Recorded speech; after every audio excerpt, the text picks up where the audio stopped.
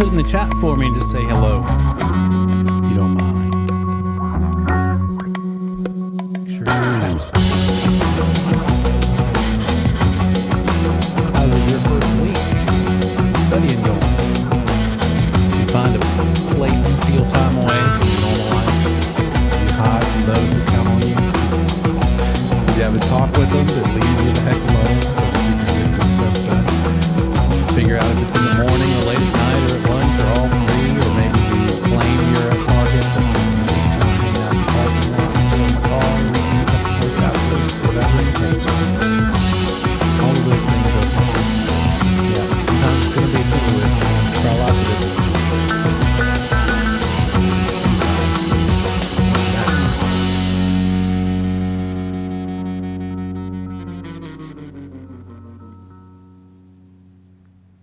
Okay, let me remind us of a couple of things. Go ahead if you haven't already. I think most of you have. Rename yourselves. This time, I know, well, go ahead and put your first name, and if it's a different name you go by, put that in parentheses just so I can get that in my head.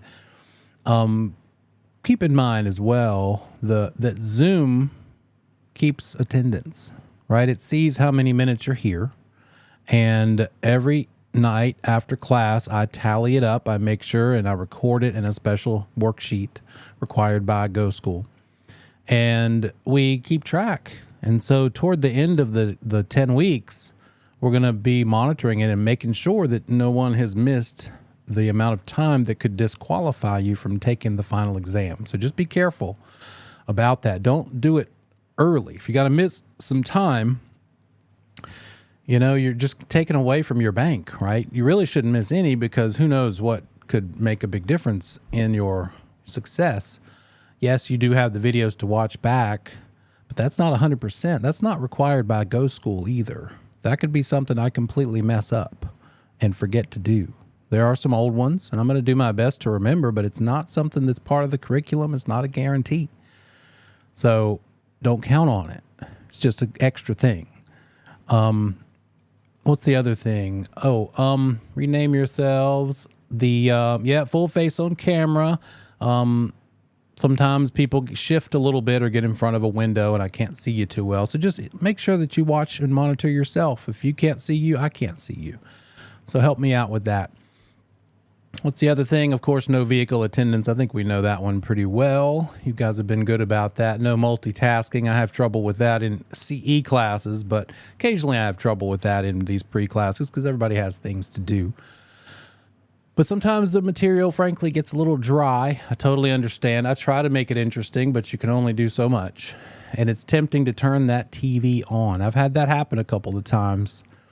A student accidentally unmuted himself and I could hear the TV in the background. I don't know how you concentrate on a class while the TV or the radio is going. So just let's be wise. Let's be smart about this stuff. I know I don't have to tell you that, but I tell everyone that because you just never know. No reclined positions, no napping. Let's keep it professional. Again, if it's not something you would do if we were all live in the same room, let's not try to get away with it here. Just because you can doesn't mean you should, because ultimately you could end up here, right, in the waiting room, and that takes away from your minutes that you can miss. The max you can miss, again, is 17 hours. That's only 4 classes plus an hour, guys, and I promise you it adds up quick. Okay, let me show you one more couple of things here. The class marker exam. I think there's been at least 1 or 2 of you who have not done that first one, that relink and syllabus quiz. You don't want to backlog these things and fall behind. We've had some occasionally where the day before the final exam we check and they didn't do any of them. We can't control whether you do them or not, but if you don't do them, then guess what that person ran into? They couldn't sit for the final exam. We just didn't let them into the room on the night of the final exam, and they weren't able to take it. So that's kind of ultimately how all that works. Plus, it helps, right? I don't know why you wouldn't take these practice quizzes. These are, almost, let me just say, as important as the content. Obviously, you have to know the content so that you'll know what the test is about. But As soon as you get that content under your fingers, in your brain, I say under the fingers, I'm thinking guitar, in your brain, you want to start quizzing yourself and taking practice quizzes, practice tests. That's why in the back of the yellow textbook, there are so many. So I would take those. I would check the Dearborn ones. I would check another resource that I'll share with you. I think I've already told you about Learn, Test, Pass. Let's do that right here. There you go. Put it in the chat. It's nothing to do with us. We don't make any money from it. In fact, they're basically a competitor, but it's a good resource. And I'm here to help you pass this class exam and then the PSI. So if it's a good resource, I'm going to share it with you. Here's what the website looks like. And if you scroll on down, middle of the website page, there it is. You can buy access to 1,200 possible test questions, a test bank of 1,200 practice questions. If you want to break it up, you could just do the national related questions. That's 800 of them. And then you could also separately do the state ones. It's another 400. But when you add them all together and get the whole thing both together, it's 1,200 practice questions. And the way it works is, looks like they've got it priced at a 90-day access for $50 and a 120-day access for $70. I've done it once or twice, and once you pay for it, then you just tell it, make me a 30-question test or 50-question test or however much time you think you have to take a practice test. And it's not going to say, here's our test number 37. It's just going to put together 30 questions or 50 or however many you ask. And so you might do 5 different practice tests and you might see some repeat questions from time to time. But still, out of 1,200 potential in the bank, that's a lot of good practice. When you take the ones that we give you and the Dearborn version, anything really, anything that you have access to after the fact, think about the ones that are obviously wrong, and think and the ones in the back of the book too. Back of each chapter, and think, what would I have to do to make those correct? Get every bit of juice out of each question, so to speak. Don't just say, oh, B was the answer on that and move on. Think, okay, B was the answer, but why wasn't A the answer? Really squeeze it, really analyze it and figure it out, because that's going to get you more mileage out of the test. As you can see on the class marker, we're going to have a quarter term. Again, I'll tell you when to take that one. It'll be probably in the next couple of weeks. And then the midterm around the halfway point, obviously. Also, don't forget, around the halfway point, when we take that midterm exam, I'm going to remind you to go ahead and submit for your background search. And as a reminder, how much does the background search cost? It depends on you. How many places you've lived, how many names you've had, how many places, and how much checking do they have to do to check on your background? And then how long will it take? Same thing. How many different cities and places do they have to reach out to and check? Cost and time to get it back depends on your particular situation. You're good, Victor. I saw that. You're okay. And the license law quiz, we're going to do that one somewhere along the way. I feel like I'll make sure that we've covered the license law and commission rules. If you remember, what I'm talking about there is the comments section. Looks like this. Not that. Looks like this. The license law and rules comment section. You're reading that every week, right? Right. Couple 5-10 pages a week.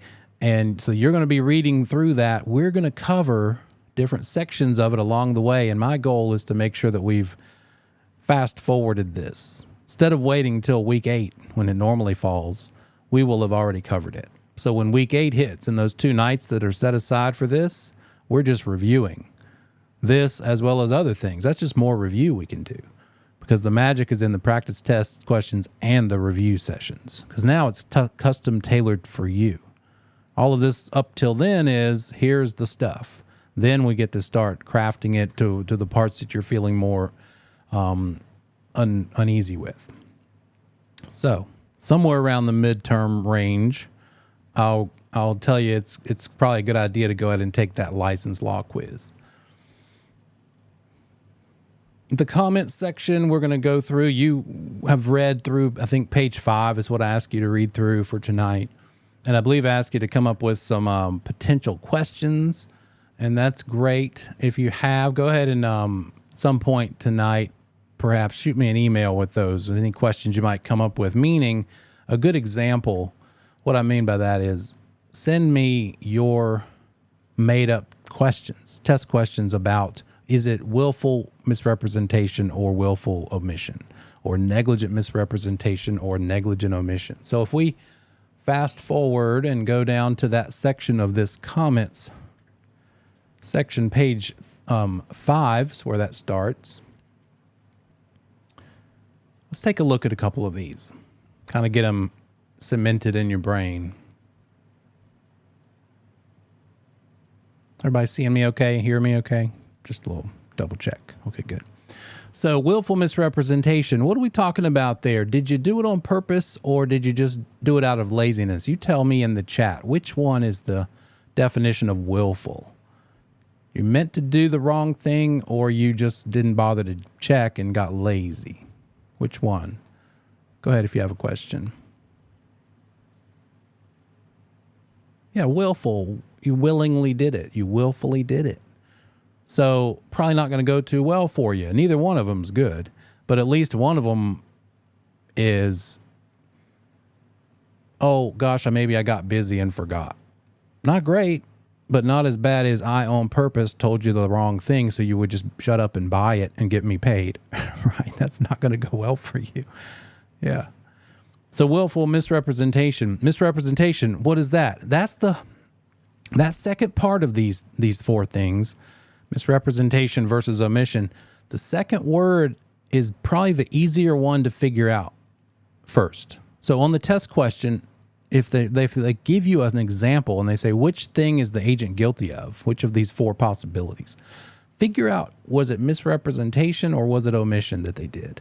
Then figure out, did they do it on purpose, willfully, or did they do it negligently? So what is that? How does that play out? What is misrepresentation versus omission? Tell me in the chat, what is misrepresentation? Is it that you knew something you should have said, but you didn't bother saying it? Or is it that you told him something, or maybe you wrote something in an email? Which one? You knew and you kept your mouth shut, or you wrote the wrong thing in an email? Yeah, misrepresentation. You represented it improperly, incorrectly. You actually made the effort and said the wrong thing. If you didn't say anything, you would have omitted. That'd be omission. Be careful. You see how easy that is to maybe mix up? Misrepresentation is you said the wrong thing, either in writing or verbally, orally. Omission is you didn't bother to speak up at all. Let me share something with you here.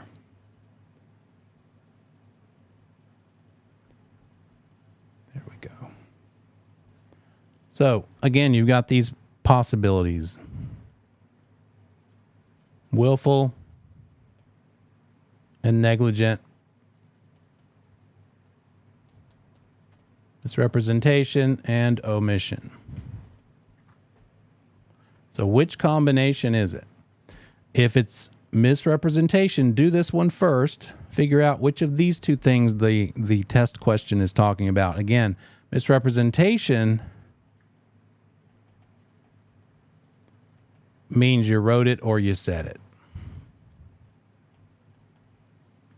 Omission is like you omitted it, you left it out, you kept your mouth shut.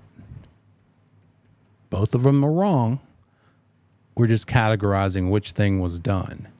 And then did you say the wrong thing on purpose to defraud them? Or did you say the wrong thing because you didn't know any better and you didn't bother to double check before you said it? That's just as bad.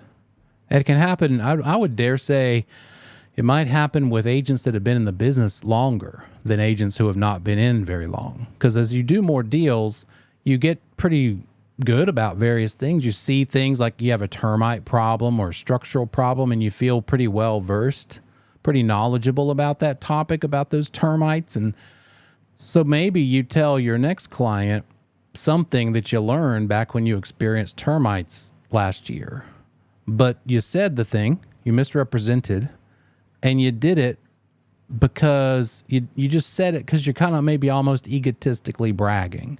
But what you didn't do right is you didn't realize maybe the thing for that client in that case was specific to them. It wasn't quite exactly like it was last year. So you should have double checked, how does this pertain to this client exactly, specifically, instead of running your mouth, right? And that could lead to negligent misrepresentation. Let's look at some examples. Those hypotheticals can become kind of pointless after a while. So let's look at some real things here. Willful misrepresentation. An agent knows that a listed house has a severe problem with water coming into the crawl space during a heavy rain. That crawl space, that part under the house, under the floor, that you have to go outside and crawl through the little doorway, right, to get up under there. It's pretty nice to have a house with a crawl space because it's got access to plumbing lines and electrical and internet cables. But the downside is sometimes it can hold water, can have a water intrusion problem like they do here. So this house has a crawl space that has water under there. That can lead to mold. It can lead to termites being drawn to it because now they have both food and water. Plenty of water because it's kind of wet down there, and then food, meaning the lumber the house is made of. So problems all the way around. In response to a question from a buyer who's being shown the house while the weather is not raining, while it's dry, the agent says, no, there's no water drainage problem. The agent knows better.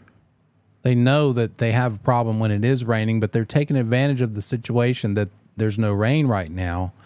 And so when the buyer looks in the crawl space and doesn't see any rain, doesn't see any water, the agent's like, oh, no, it's fine. See, clearly there's no problem.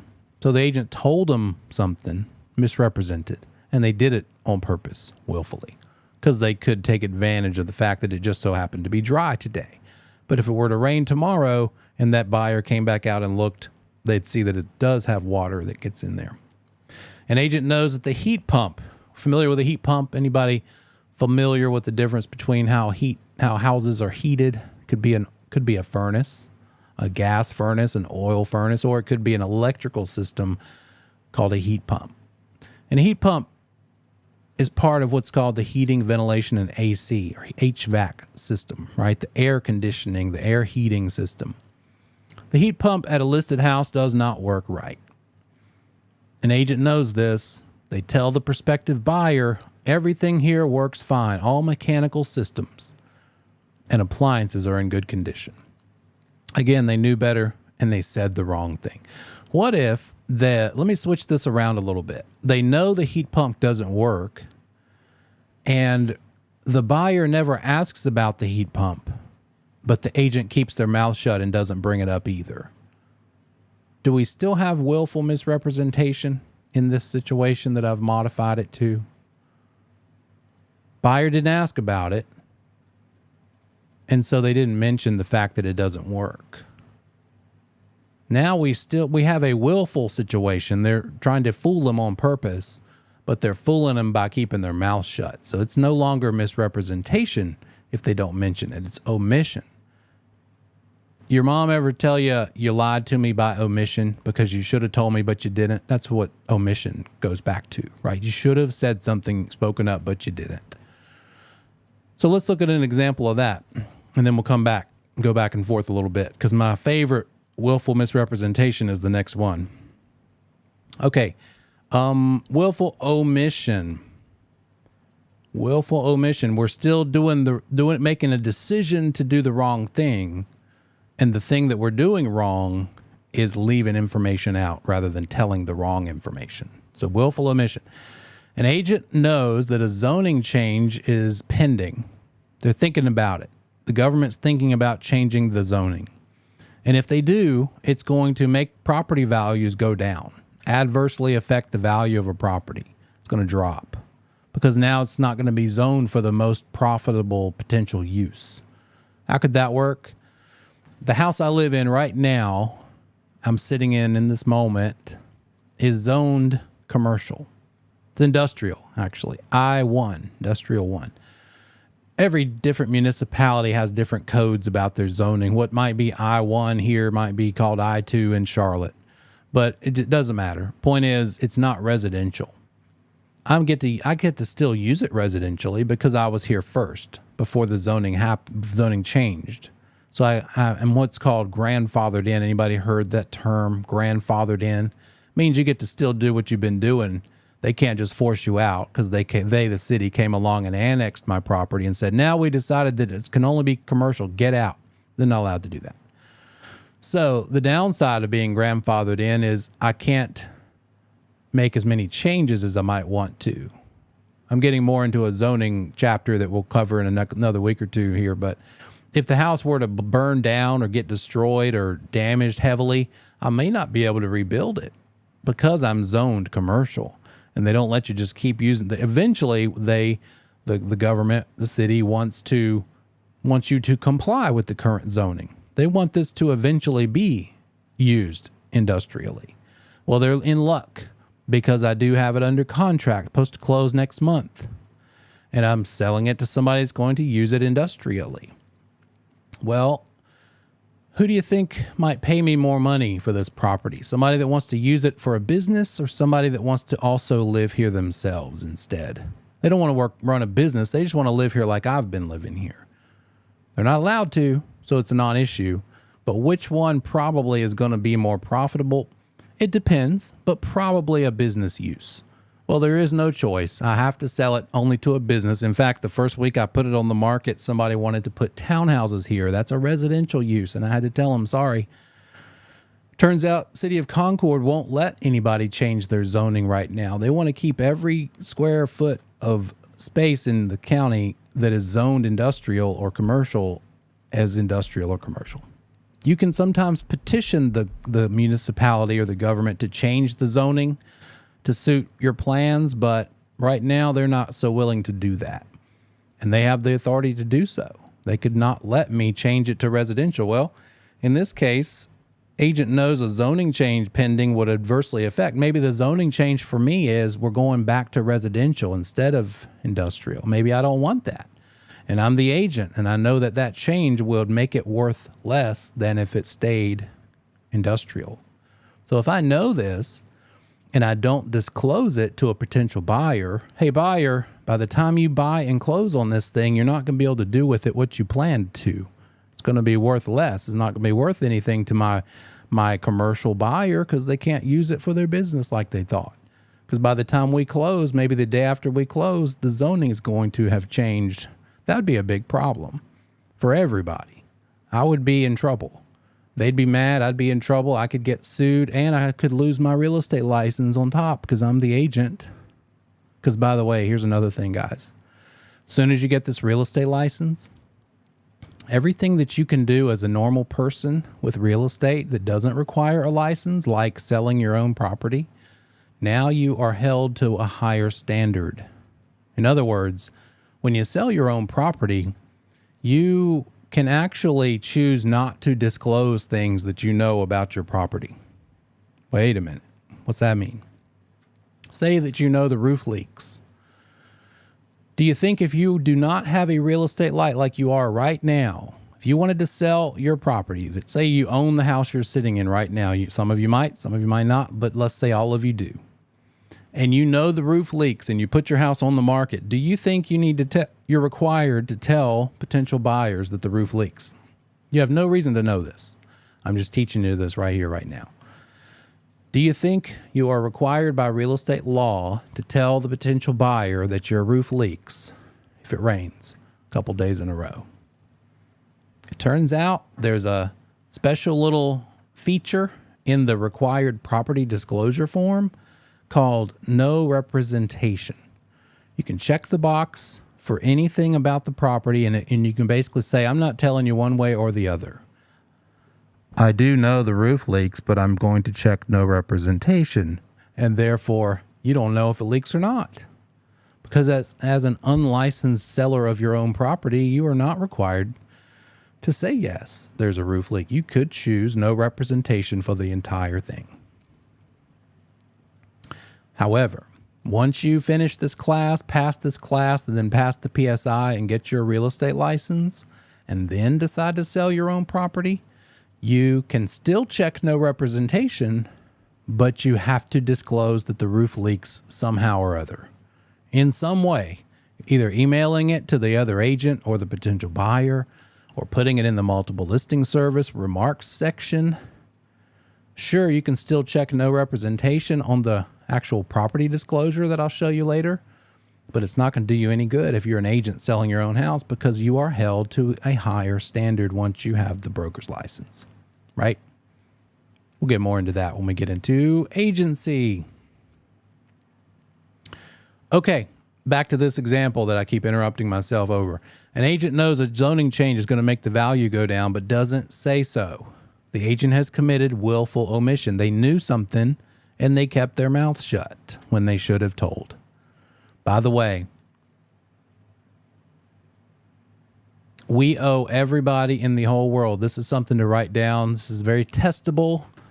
They like to give you a test question about this in lots of different ways, but it all comes back to this basic statement.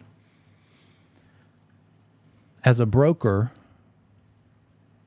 we are required by law to disclose everything we know about a property. And tell me in the chat, who do we have to disclose that to? To whom must we disclose everything we know about a property? It might be a property that you've been hired to help a seller sell, meaning one of your listings. It might be a property that you're helping a buyer buy. And as you're showing it to that buyer, you notice something. Doesn't matter. Whatever property you're involved with, buying, helping somebody buy or sell, and you notice or find out or learn and discover something about it that is a material fact, we'll get into what those are later, you've got to tell everybody. Does that mean everybody in the transaction? Yes. Does that mean everybody in the world, including that person in line with you in the grocery store? Yes. Everybody. You owe disclosure to everybody, even those who have not hired you. Even those that you are working against. What does that mean? If you're helping a buyer buy a property and you're walking through showing it to them, and you notice a stain maybe in the ceiling of the closet that maybe is out of the way, not everybody would see, but you saw.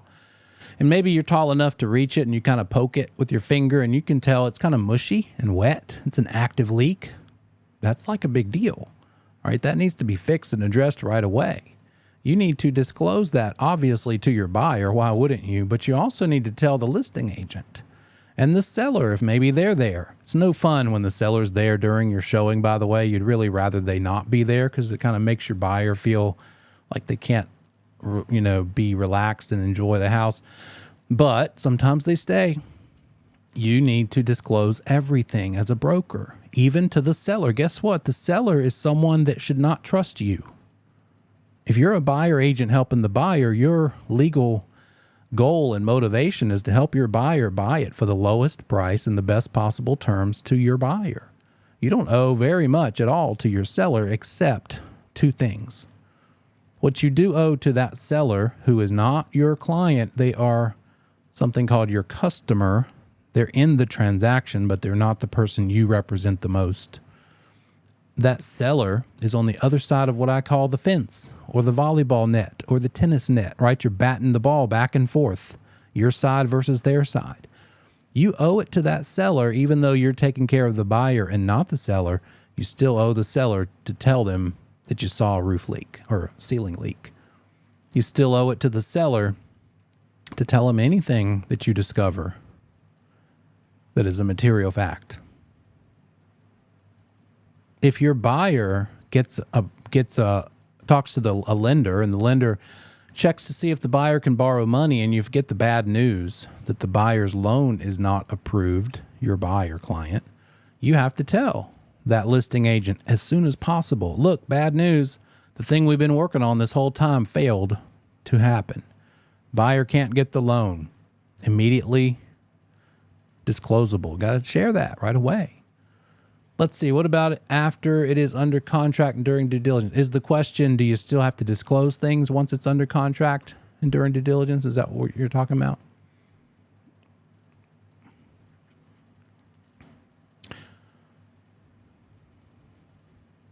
It's pretty much the same the whole way through, because obviously when you're showing the property to a buyer, you're going to be looking at it to see if they even should move forward and make an offer.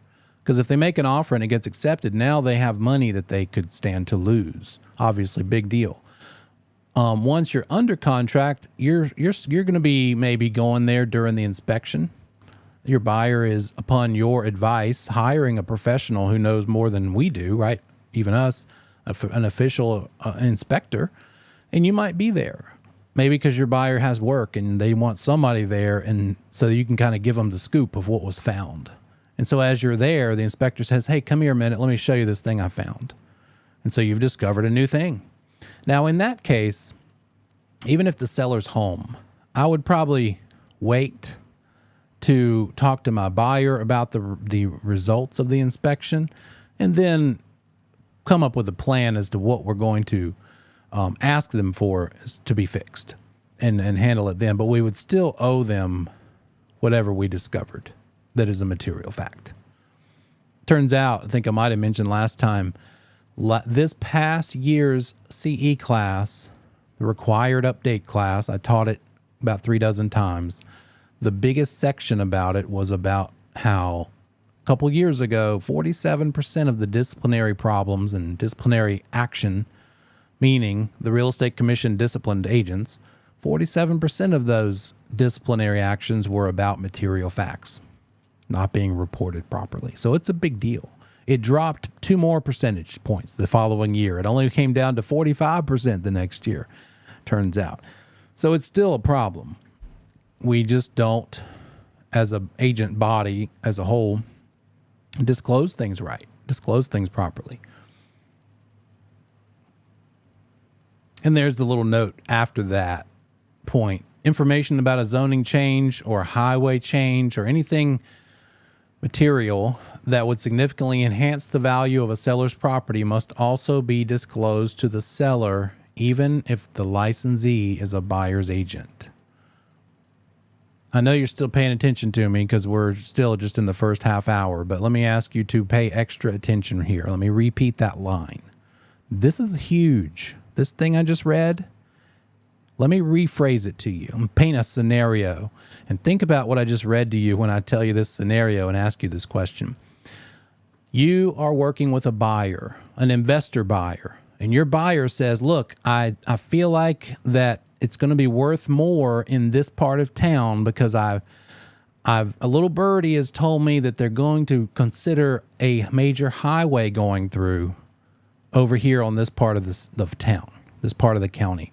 Anybody from Charlotte remember when 485, the outer loop, the inner loop, the circle 45 loop came through? It took a long time, didn't it?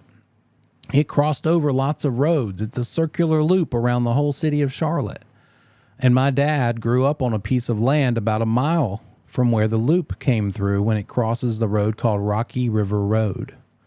He grew up on this 8-acre piece of land with his parents, and he was, as an adult, basically owned it. And so I was in the business as a rookie agent, and I helped him sell it because guess what? His dad died. His mom was sick with Alzheimer's. We needed the money to take care of sick grandma. And his old-timer neighbors, wearing their overalls like the old farmers do, they said, oh, what are you doing? You can't sell that property now. It's going to be worth a lot more in 5 or 10 more years because that 485 loop is going to be built. And we knew this, but we couldn't do anything about it. We needed the money now, family obligations, health, medical bills. You got to do what you got to do. But sure enough, 5, 6, 7 years later, the outer loop did come, or the 485 loop did come through. What if I'm working with a buyer and that buyer says, so the loop's coming through. See, anybody who lives on Rocky River Road in a 5-mile radius of this area wants to sell because the property is going to be worth more later. And I want to go ahead and buy it up so it can be worth more. Once the loop goes through and they make an interchange, maybe I could sell it to a gas station or a McDonald's. You know, they love to buy those corner lots on interstate exits, right? So that'd be a great and really smart thing to do. So you are a buyer agent for that investor who wants you to help find some land in the specific area because it's going to be worth more. So you start knocking on the doors of all the farmers that own land in that area. Here's my question. As a buyer agent hired by the buyer to find land that might be for sale because it's going to be worth more because of some future thing, do you have to tell each of those landowners why your buyer wants to buy it? That it's because it's probably going to be worth more later. Do you have to tell them? You're a buyer agent. Do you have to tell the seller that their land might be worth more? Say, good, you're paying attention. I have a feeling that if we had not read that statement before my long drawn out hypothetical, you might have answered differently. I would have. There was a time when I would have thought and said, heck no, I'm been hired by the buyer. I don't owe that seller anything. I'm not giving them an advantage. I'm just going to tell them, hey, my buyer might want to buy your land. You interested in selling? Not going to tell you that it might be worth more in a year or two, but that's not allowed. The Real Estate Commission says this on the screen again in the note. Even if you know something that would significantly enhance the value, it must also be disclosed to the seller, even if you, the broker, are not representing the seller, but actually representing the opposite party, the buyer. Think about that. That's big, right? That's how important this agency thing is. I think by the time we get to chapter 7, I will have given you so many references and examples of agency, you're going to be like, okay, I basically halfway know this stuff by now, right? I can't impress upon you the weight and the responsibility that comes from being a broker and this role of being an agent on behalf of someone else. What about this next one? An agent knows that the city has just decided to extend water and sewer lines to a subdivision. And for many years, there's been water problems, water quality problems, disposal problems of sewage. It's going to result in an increase in value of the homes in the area because all these years, everybody's known, well, that's the neighborhood that has bad water. So the houses would have been worth less because it's just been a known thing. But now they're going to be worth more because they won't have bad water issues anymore. So the agent who's working with a buyer to purchase a house in the subdivision does not tell the seller about this new improvement coming up. They've committed willful omission. They left it out on purpose. And it doesn't matter who they represent. They still have to disclose it. Let's go back to willful misrepresentation. Let's look at the third one. This is my favorite one to point out because it's done all the time. It just happened right now while we were sitting here talking the last 5 minutes. I guarantee some agent committed this thing in the last hour. What is it? An agent knows that the approximate market value of a house is $225,000. They've done their research in the multiple listing service, did their homework, compared the house to other houses that have actually sold, and they have determined, based on the ones that have sold nearby, this house is probably worth $225,000. Something that we as brokers do, and it's called a CMA. Anybody heard of the CMA, comparative or competitive market analysis? It might be either of those two words. Even though we know it's worth $225,000, though, the seller might say, well, I think my house is worth $250,000. And if you're not willing to list it for $250,000, I'll just not hire you. I'll hire one of the other 5 agents I'm going to interview this week. Do you think you'd feel sort of, pressured to maybe go ahead and try $250,000 so that you could get your sign in the yard, get them to sign up with you and let you give it a shot so you can maybe make a commission? Sometimes agents do that and they think, well, maybe I could talk them into lowering the price later. But if I don't give in and do what they want me to do now and basically grossly overprice the property to what I basically call that buying the listing. You're telling them a price even though you know better, just for the sole purpose of getting them to hire you. Who's that benefiting more, you or them? You, because it leads to you maybe getting a paycheck. It could hurt them because if you start out priced too high, statistics show inevitably you end up taking less than what you could have gotten if you'd have priced it better from the get-go. Because the longer a house sits on the market, the more people start wondering what's wrong with it. And if you price it better, it's not going to take as long, and it might even sell for more because people will fight over it, competing offers, which still happens a lot. But if you overprice it, we're getting into a big adjustment period this year where sellers don't get away with overpricing anymore. They're not getting away with it. They're taking longer to sell. So an agent knows it's worth about $225, but they tell the owner that it's actually worth $250 because if they don't, the owner won't hire them. There are plenty of agents out there to pick from. And so if you don't take it at $250, they'll find someone else who will in this case. That is officially willful misrepresentation. So an agent taking an overpriced listing, it's not harmless. And I guarantee it's done all the time. A friend of mine from years ago, I was just ran across a couple of her recent sales, and they've been taking longer than the average days on the market. And I feel like she's got her own little company, just like I have my own little company. I don't think she's purposefully trying to defraud anybody, but I think she's maybe trying to take the listing just to get the listing. And maybe she knows, but I think she's just trying to get it sold. It's a market where this is easier during a neutral time in the market. But right now, I guess the overall attitude is, what's the harm? Because people are already offering competing offers, multiple offers. They're making so much over asking still to a certain point. So in a strong seller's market like we're in, frankly, this 225 versus 250 example is probably not enough. I would probably say if we wanted to rewrite this to make it a little more realistic in today's market, I think we should have a bigger difference between these two numbers, frankly.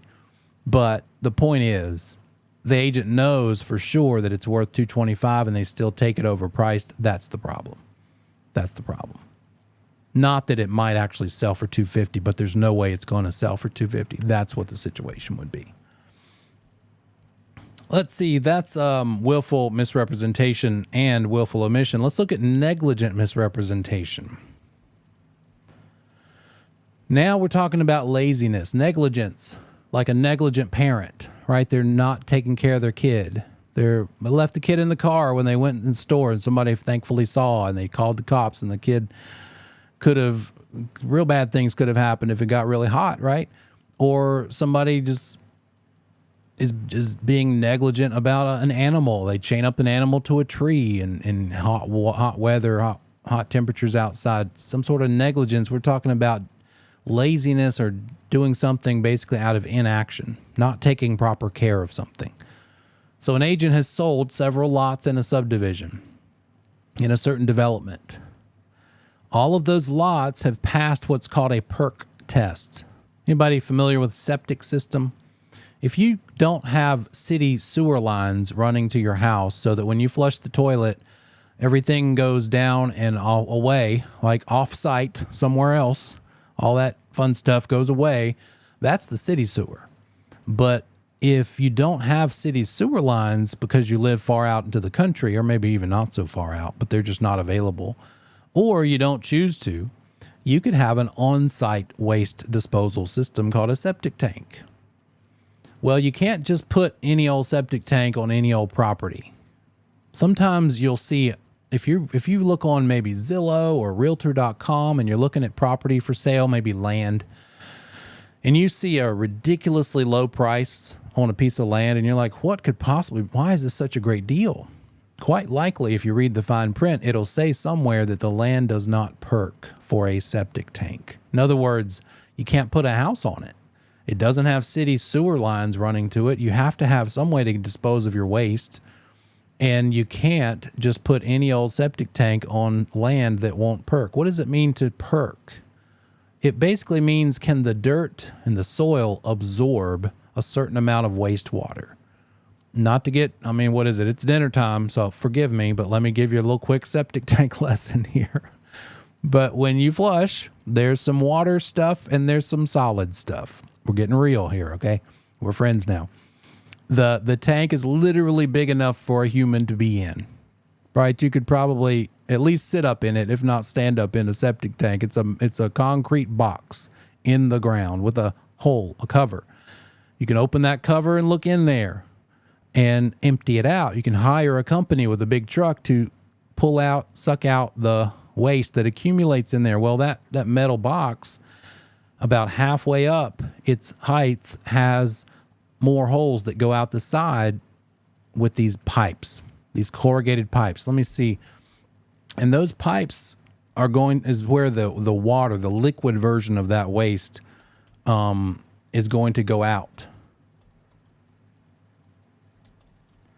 And that's called the leach field. Here we go. Oops.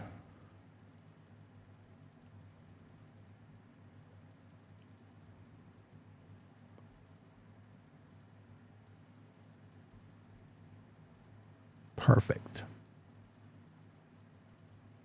Here's how it is. So we've got our septic tank, this rectangular box. These two cylinders there are the access risers. That's how somebody would open it up and put a pipe down in there to empty that. Every so many years you'd need to empty out this tank. But once the waste, the solid stuff, is going to either float or sink. It just does that, right? It does one or the other. The liquid is going to rise and then go out this pipe and then go out these corrugated leach field pipes. And those are buried maybe 16, 18, 20 inches below the surface. So in order for this septic system to work right, the dirt here on this lot needs to be able to absorb this wastewater from these corrugated, meaning has holes in them, these holy pipes, these pipes with holes in them. Do they always have 3 like this? No. It might be 4, 5, 6. It depends on the size of the septic system needed. And here's how septic systems are determined by size. It goes based on what? Tell me in the chat. What's it based on? Is it square feet? Is it bedrooms, or is it bathrooms? Number of bedrooms, bathrooms, or square feet? We got all of them in there. I love it. It's actually number of bedrooms. I know it doesn't make any sense. It's a bathroom. Why aren't we talking about bathrooms? Well, septic, it goes back to this. The idea is for every bedroom, you might have 2 adults. 2 adults per bedroom. If it's a 3-bedroom house, you could potentially have 6, 2 times 3, 6 adults worth of wastewater being produced on a regular basis. So can that dirt, the soil on this property, absorb 6 adults worth of wastewater if it's a 3-bedroom home, for instance? If you need a 4-bedroom home, you're going to want a septic system that can accommodate 8 potential adults worth of wastewater being absorbed down into the soil over time. How long does it need to take to absorb? We don't need to go into all that, but that's part of the test that they do. They go out to do a perk test to see how much absorbability the soil has. And so they will go out and dig a hole. Might be with a backhoe, like a big hole. It might be just a little 2-inch circular core drill hole out there in several different places. They're just trying to decide which part of this 10-acre property perks for a septic system.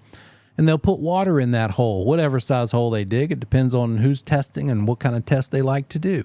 And then they will measure how long does it take for the water to go away and soak down into the ground.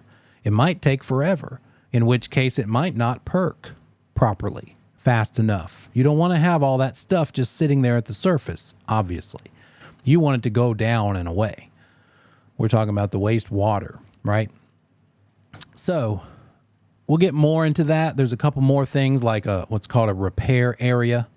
You, in this case, would dig for these 3 lines, but you would also need to have room to put more lines, like another 1 or 2 or 3, in case something went wrong with one of these, it got clogged or crushed or something. That's called repair area. That's part of the process. Septic company would say, hey, we have room for a septic system, but we need a little more room. We need to lay it out in a certain way so we can add more lines later to the leach field and have more repair area just in case. And, oh, there's no room for that? Then we can't do it. Or we're going to have to do something else. So there can also be a more elaborate septic system that you could do. It costs more money, and we're getting out of the scope of the class, but it's not over just because it doesn't perk for a normal system. For extra money, for a more advanced system might be possible. So that's kind of how the whole septic thing works. Let's take a look at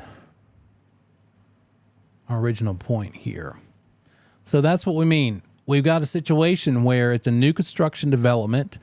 It does not have city sewer lines, so they have to have septic tanks.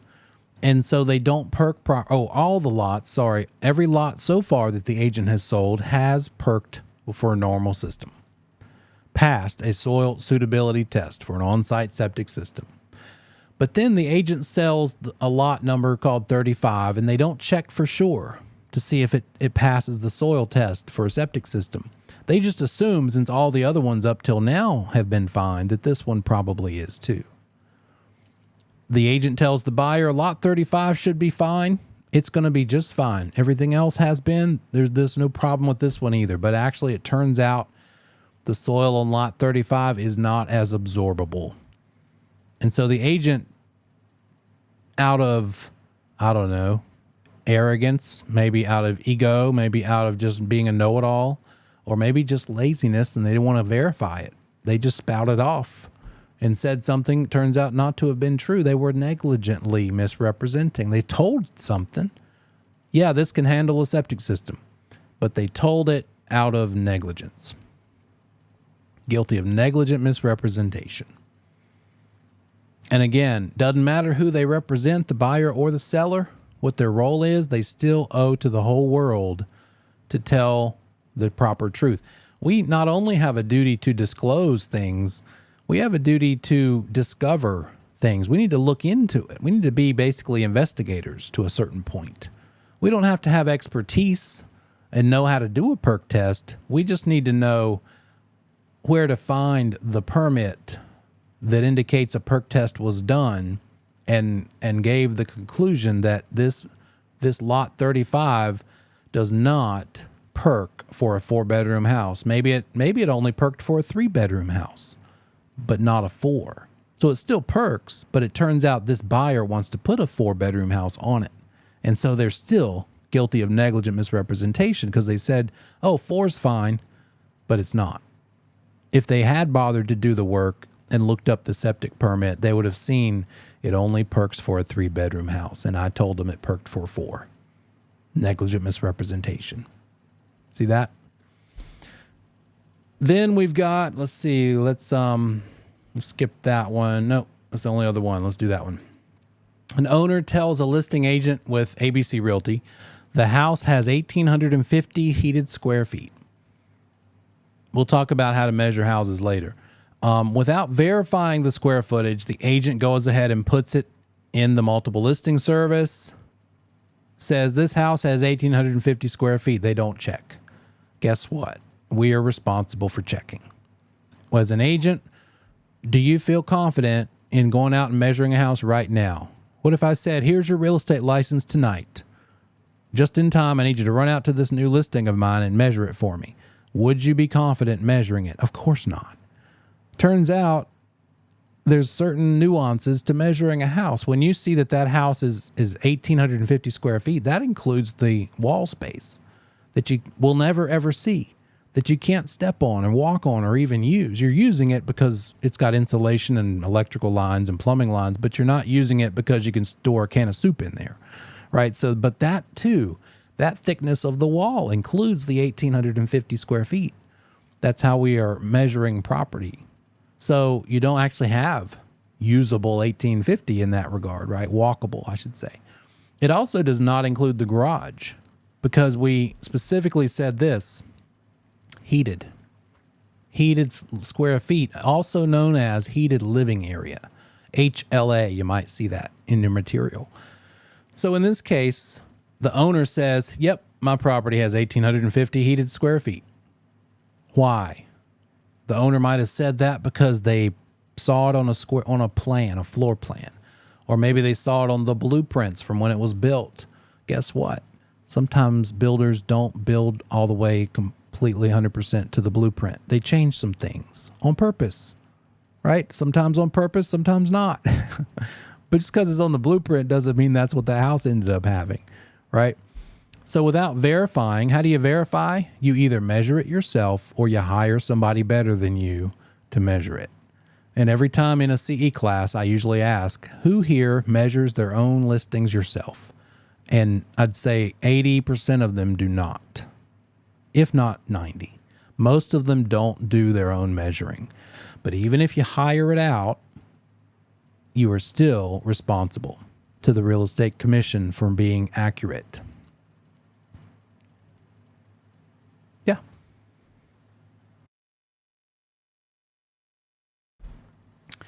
Agents. You're asking about agents. I'd say obviously more than there should be, because in the same class last year, I can't think of that stat off the top of my head, but it was in the double digits as to the other problem with material facts. A couple years ago, the second or third place problem was square footage, misrepresenting square feet. So I'd say more than there should be by a decent number, a unfortunately decent number. I don't have an exact number, but people are just doing it. Yeah, go for it. Sure.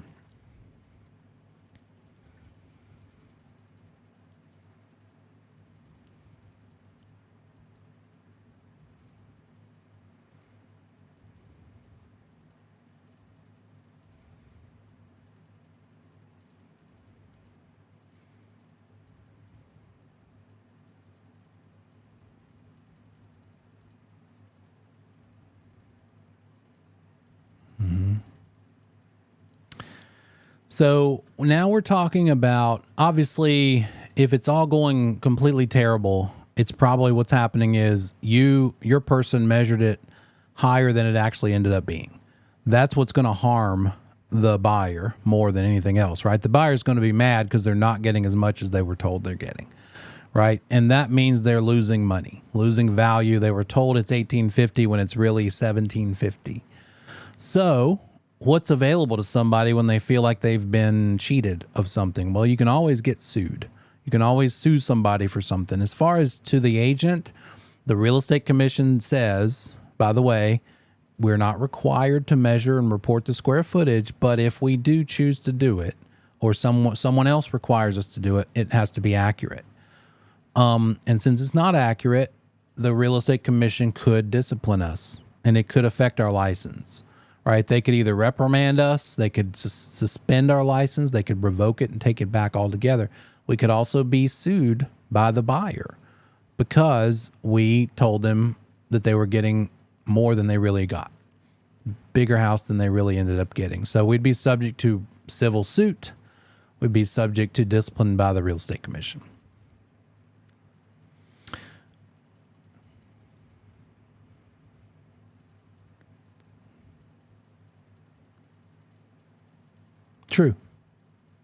True. Now your seller's mad at you. If you measured it at 1750 and let's see, it's really, let me think, how would that go? It's really 1850 and the buyer's happy because they're getting more than you were told, but your seller, this is probably even worse. Now the person that actually hired you and you owe the most responsibility to is the one who got cheated. You ended up pricing it as if it were worth 1750 instead of pricing it as if it were 1850. So there's another problem. It's just your own client is the one getting hurt. And now they could sue you, right? They could say, you caused us to lose money. So that's why 80 to 90% of my CE students say, heck no, not interested in measuring. Right now, if you got the license tonight, are you going to measure or are you going to hire it out? I bet you're all going to hire it out. Probably a good idea when you're a new agent to just do that all the time. Here's my suggestion. Still measure it yourself, but then hire it out and then compare. Because here's the other part, and we'll see that when you look at the square footage book. Let me see if I've got that. I think I do have that in the. Yep, there it is. What is the percentage? How good do we have to be to recognize that the house might not be as big as they're saying it is? We have to have enough expertise to be able to tell that. And there we go. In your Google Drive, the very last thing, turns out, happens to be this yellow book. And I don't know if I'll be lucky enough to find the exact spot. It's in the first 10 pages or so. But you tell me while I'm scrolling, how much of a percentage do we have to be good enough to estimate? Like if we're showing the house to a buyer and it's clearly not the same size as what they're claiming it is, how close do we have to be good enough to recognize? Let me give you some choices. Within 5%, 10%, or 15% of the actual square footage do we need to be able to recognize?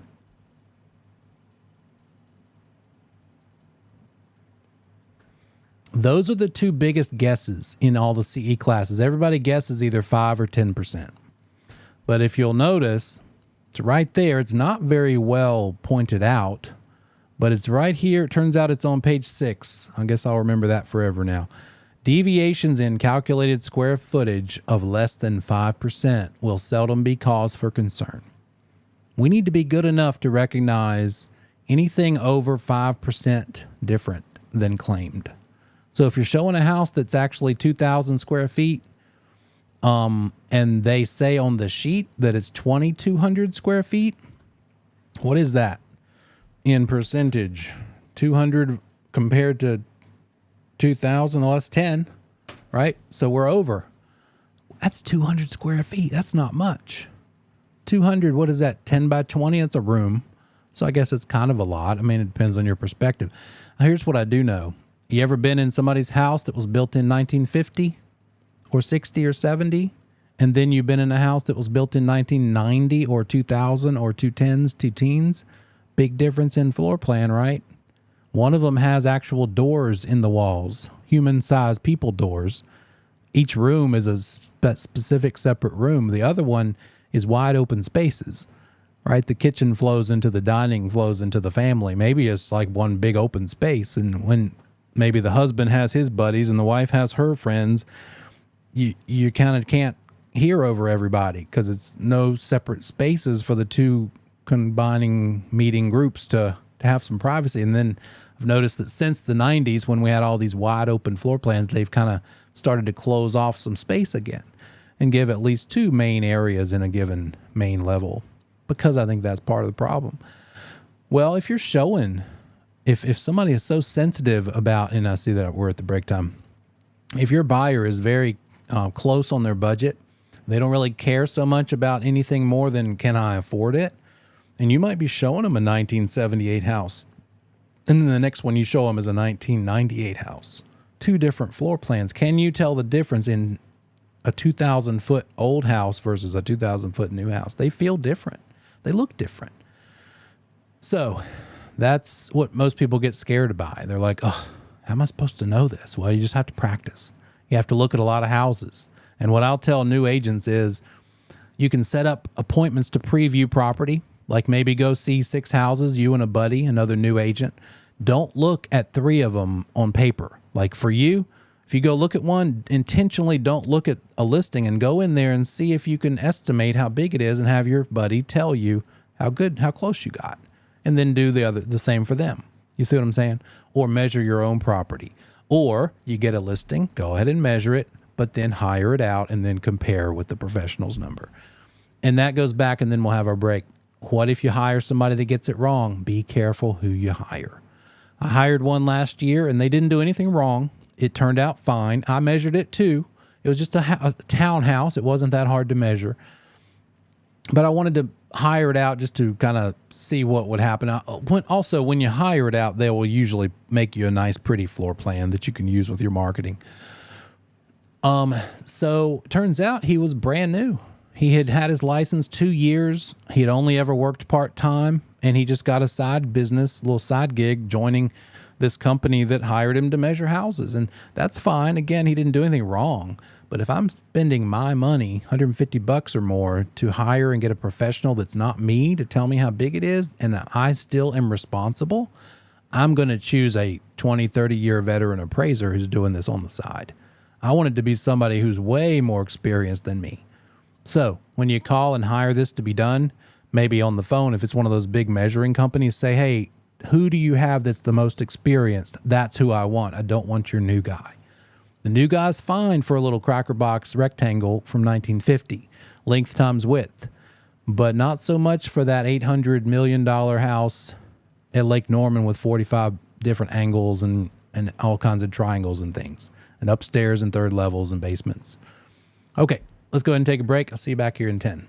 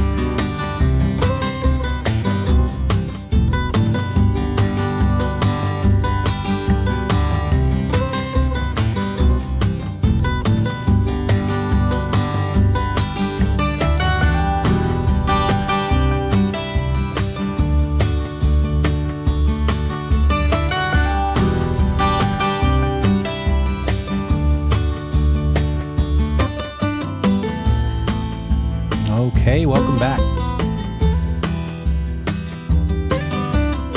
All right, let's see. If you do, sometimes people have trouble with connection. And if that happens, you are also welcome to log in on a phone as well as your computer, your laptop, desktop. Just make sure that however you log in, if it's a multiple second login like that, to put your name in there. Because sometimes if it just shows up as iPhone and maybe one of them ends up getting cut out, I don't know that you were here when you really were. Maybe it turns out that you were the iPhone, but I have no way of knowing that. So whatever way you do sign on, if it does need to be a phone, I would suggest it is an additional thing. So don't log out of another thing to log in with the phone, but whichever way you do it, always put your name on there too. Rename it. On a phone or iPad, you can just tap the screen, I think, and that will bring you the rename option.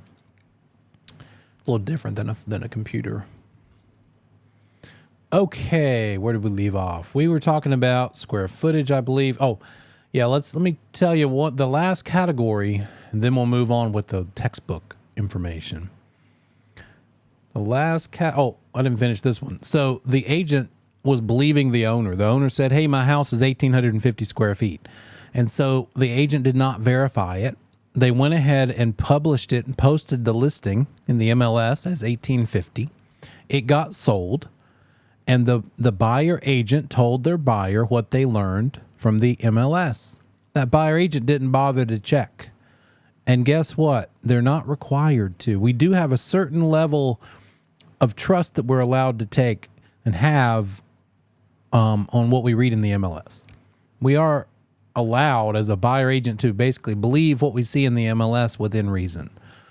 The buyer then later discovered the house actually had 100 feet less, 1750 instead of 1850. So in this situation, the listing agent did not make a direct misrepresentation to the buyer. They put it in the MLS, and that's what everybody was going by. But they did initiate the chain of communication, which was incorrect. And so therefore indirectly misrepresented a material fact. So their failure to verify the square footage was negligent. Since that listing agent didn't measure, they just threw in the number that they heard from the seller, they are negligent. So they're guilty of a negligent misrepresentation. The selling agent, that's the one helping the buyer. You remember that last week? I think I might have given you that as a helpful hint. And if you didn't pick it up last week, stop everything and write it in your notes now. Anytime you see the term selling ending in ing, you know that's the agent that's helping the buyer. Selling agent is not the one that's helping the seller. It's the one helping the buyer. There's no way to remember that except you just have to remember it. I can't think of any logical memory aid for this. But just know selling, ing, means the buyer's side. So that buyer's agent, it might be the buyer's agent. We'll talk about what that means later. But the one helping the buyer communicated the wrong info that they read from the MLS. And it says they probably acted reasonably in relying on what they saw in the MLS because, again, as a buyer agent, we have a reasonable expectation that what we see in the MLS is correct information. In this case, if that selling agent helping the buyer had no reason to doubt the data in the MLS, meaning it wasn't clearly such a huge difference, it didn't really look like a big disparity in the 1850 compared to the 1750, then that selling agent is not guilty of negligent misrepresentation, just the listing agent. But what is that? 1750 versus 1850, 100 square feet compared to the actual real square footage? That's right at that 5% mark. So it's going to come down if someone complains and it goes to the real estate commission, it's going to come down to the behavior and the proof that the parties can come up with. How did the parties behave and what can they show? What can they do to show that they tried their best? Listing agent's going to have a hard time here if they get complained about because they can't prove that they measured it. They're going to have to admit that they believed the seller. And that's exactly what we cannot do. Here's how we can't come up with square footage. As a broker, we cannot rely on what the seller tells us. We cannot rely on blueprints. We cannot rely on past listings. Maybe it sold 5 times in the last 5 years. You can't go back to those previous 5 times it was in the MLS and just use their number. That's not allowed either. We can't rely on an appraisal even. What if it gets appraised? Anybody ever had your house appraised because you got it refinanced? Or ever heard of those terms? Well, they might have measured it. Appraisers usually measure the house. We can't even rely on that. We need to rely on what we measure as the listing agent or what the person we hired to do it for us got, and make sure that they are experienced and good at it because we are ultimately responsible. So if that square footage discrepancy had been sufficiently large, more than 5%, that a reasonably prudent selling agent should have known it was wrong, like if it was 200, 300, 400 feet different, now that's on our shoulders. Now that buyer agent or the selling agent would also have been guilty of negligent misrepresentation. But because they were close to that 5% mark, they're probably going to come out okay in this. What if you're a buyer agent helping that buyer and you walk through the house and it's pretty clear to you that it's not 1,800 square feet, it's far less? Then you need to advise your client, I feel like they're wrong about this. We need to tell the listing agent, I'll tell them that I think they're wrong. And ultimately, either you need to measure it or you need to get your client to hire it to be done. Or heck, you might do it yourself. I mean, you might hire someone to do it at your own expense. Depends on the relationship, right? It could be anything. I would try to get them to do it. But if they kind of lean on you and say, well, aren't you the professional?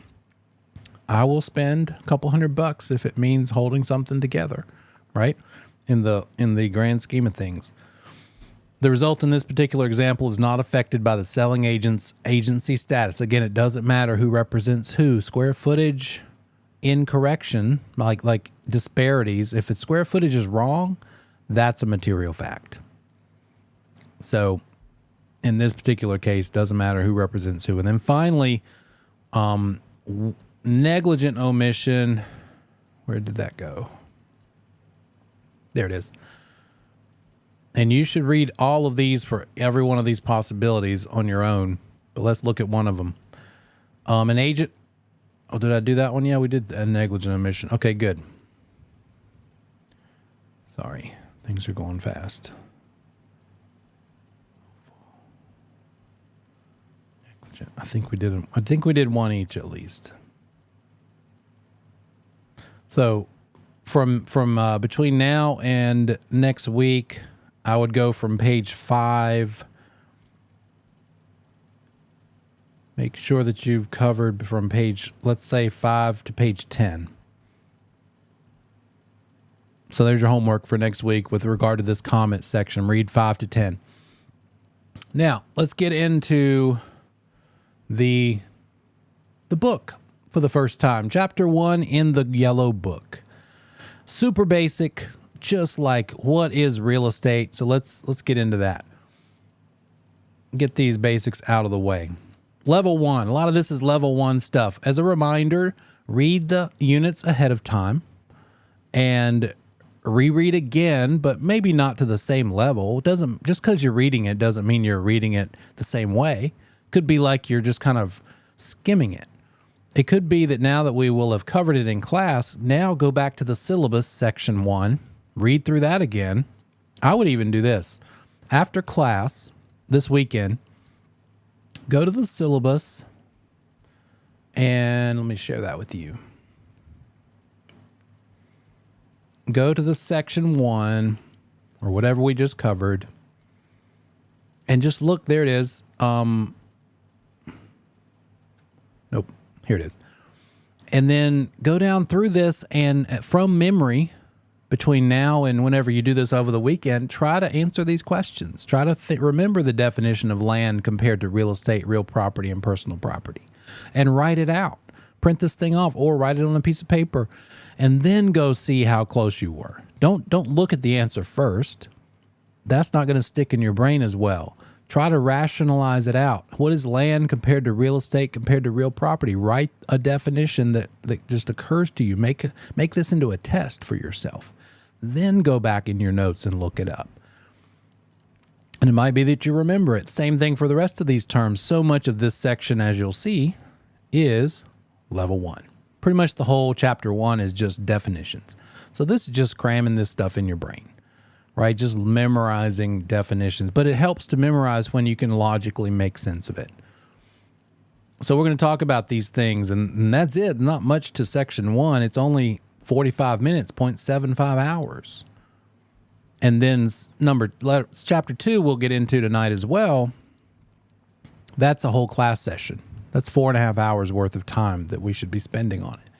And it's mostly level 2 unless they tell us otherwise. And then it turns out that this entire little portion here is level 1, but then we're back to level 2. And then this little bit is level 1. And then, fixtures, level 3. Now we need to be able to analyze a situation and tell, was it a fixture or was it personal property? So let's get into it and see what the heck we're talking about. First, level 1. We've got basic definitions. There we go.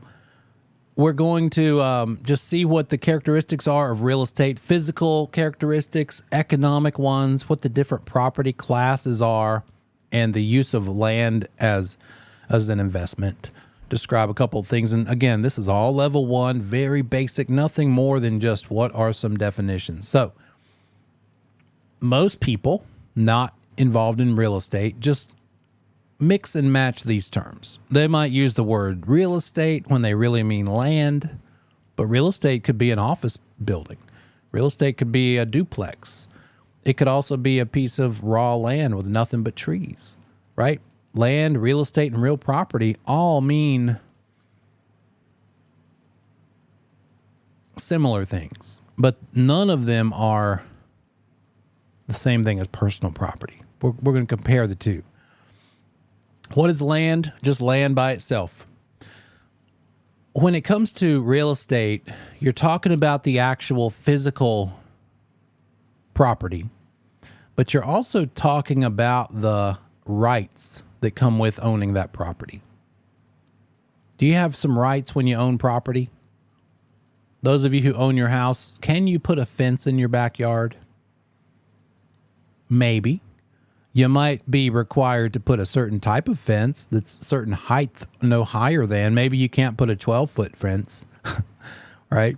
But you can still put a fence. Maybe you can't put a chain link fence, but you can put a vinyl fence or a metal fence, but you can still do a fence. So yeah, there might be some neighborhood rules, covenants, restrictions that you have to follow, but the fence is allowed. And typically, if you own something, you can do pretty much what you want to with it, but not just 100%, because there are some other entities that can tell you what you can do with it, like zoning laws. Can you own that property that you live in, that little neighborhood or big neighborhood, wherever it is you live? Can you turn it into a drive-in movie theater and just have 10 people park in your driveway and project a movie on the side of your house? You might have some problem with that. Somebody might complain, right? So you can't just run a business out of your property necessarily. So there are some people and entities and government agencies that can tell you what you can and can't do. But there are rights that go along with your land. You have air rights. What can you do? How high up can you do things? Can you stick a 20-foot tall antenna on the roof of your house because you're into like small, what's it called, ham radio, like radio or CB radio, because maybe you have somebody in your house that drives a big truck and they're out and about with a CB radio in their truck, breaker 19, that kind of thing. You could have one of those in your house so you can talk to them for free. Besides, yes, you could call them on the phone, but I'm making a point here. Can you stick something really tall off the roof of your house? Yeah, you have air rights too. Can you fly a drone straight up over your house? Kind of, pretty much. Yeah. Point being, again, owning that property you have comes with surface rights, the right to put the house on it, air rights, the right to go straight up over your property, and can you dig a hole in your backyard? A pretty deep hole, because maybe for a swimming pool, or maybe for an underground bunker for when the zombies attack. Anybody have a bunker in your backyard? Don't tell me. You're supposed to keep that secret. That's your bunker. You keep it to yourself. You can dig down pretty deep. How deep can you go? Well, it depends. A lot of things depend, don't they? Can't forget about our buddy here. Things depend on stuff like, are there gas lines, water lines, sewer lines down there? You don't want to disturb those things. But yeah, for the most part, we have water rights, air rights, and, sorry, there are water rights, but I didn't mean to say that. Air rights, surface rights, and subsurface rights. The earth, we're talking about up to infinity in air rights, down to the center of the earth, theoretically, if you could get that far. And then everything attached by nature. That is all encompassing the definition of land. When you own land, you get to use the air above it. You can build a tree house in the trees, right? You can go up. You can build a building, and it can take up that airspace. Surface rights and subsurface rights. That is all part of owning land. You can put a driveway on it. You could rent it. Maybe it's a piece of land out in the mountains and you never go there. And so you just rent it to the neighbors so they can put their garden there. So you can rent it out. You can put a fence around it. What is real estate? Now we're going to turn this land into this term called real estate. What makes it real estate instead of just land? There's the land. There's the real estate. What do we see as a difference? What just happened? Oh, wait. Something just appeared out of nowhere. an improvement. In this case, a little cabin. Could also be a 3-car garage back there. I'm just for fun doing a lot of research. Where the heck am I going to go when I sell this property? I might probably going to rent for a while, but ultimately build something. Maybe like, have you ever heard of something called a barn dominium, where it's like a metal building? It's a garage plus a house all combined. It might be more garage than house, whatever I can get away with. I don't know how much garage versus house I can get away with, because I have a roommate called a wife. She's cool with it both, but I might not get to put a 35-car garage. Not that I have 35 cars, but you know, the improvements make it real estate. When it's just land, it doesn't have improvements on it. But once you put improvements, that's land plus permanent person-made, I should probably change that, man-made person-made improvements. Now we're talking about real estate instead of just land. Then we go to the next level. Oh, let me go to the next point here. Then we'll flip back to those vocabulary words. To make it real property instead of real estate, got to fix my little slide here. What makes it real property? Now we're talking about the land plus the improvements on the land plus the legal rights you have because you own it. The right to come and go, the right to keep people out if you want to with the fence, the right to rent it, the right to mortgage it, meaning tell a bank, hey, let me borrow some money, and if I don't pay you back like I promise I will, you can take my property from me. That's the right to mortgage your property, right? Got to own it in order to have that right to do so. Let's look at some definitions. When you see the word tenement, anybody get this impression? When you see the word tenement, maybe from a movie or TV, it's like a broken down old apartment building, maybe sort of like just a bad area that's drug activity and just not a great place to be. That's not what we're talking about.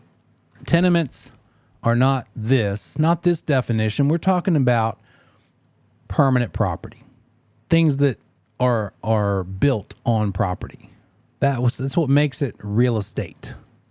Land with improvements on it. So freehold interest in things immovable, any structures, basically. A tenement is a structure. It doesn't mean that it's a bad structure or broken down or in bad shape. It's just the house you're sitting in right now. The legal definition of a tenement is a structure attached to the land. And it is that structure that makes the land now officially real estate instead of land. You could still call it land, but because it has the improvement on it, the tenement on it, now it's real estate. And here we are, real property again, the land plus the improvement. And now we're adding something else, legal rights. What can you do with it? Here's another, here's another vocabulary word. The word hereditament. That's 5 syllables. Oh boy, now we're getting into the big stuff. Hereditament. What little sub word do you see when you read that big word? What does it remind you of? Hereditament. That's how we remember words. We break them down and think about their roots. What's the root word of this thing? Yeah, there it is. Perfect. Hereditary. So when something is hereditary, what does that mean?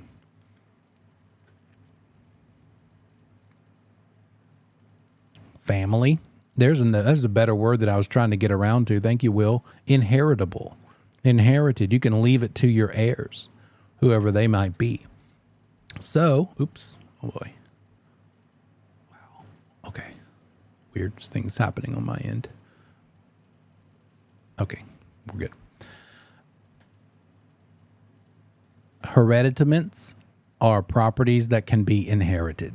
So if it's a hereditament, it's inheritable. You can leave it to your family. Inheritable. Can your kids inherit your real estate? Sure. So any interest in real estate that's capable of leaving to someone, capable of being inherited, that's all that we mean by hereditament. It can be inherited. So in this picture, we've got a lot of things going on. On the top side there, we've got a house and a barn. We also have a fence and a driveway and some trees. All of those things together You can't just pick any of them up and walk off with them.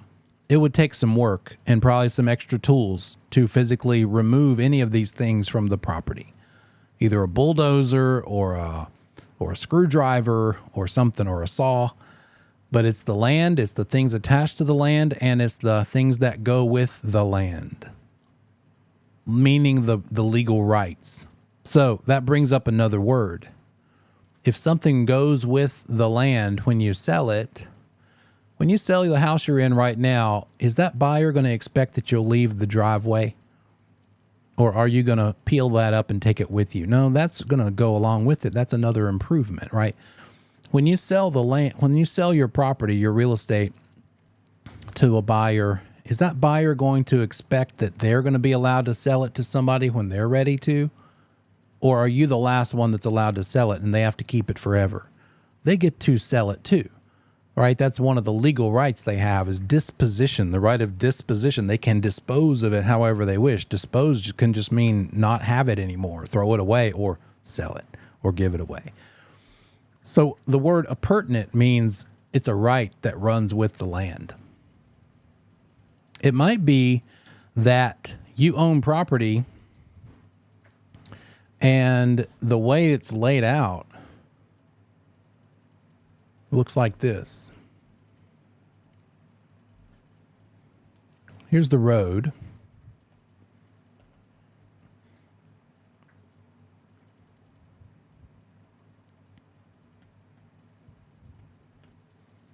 Let me just do it this way. This is you. And your neighbor B is between you and the road. How are you going to get out to the road and leave, or even get into the road, get into your property to get to your house? What are you going to have to do to get there? You're going to need a right-of-way.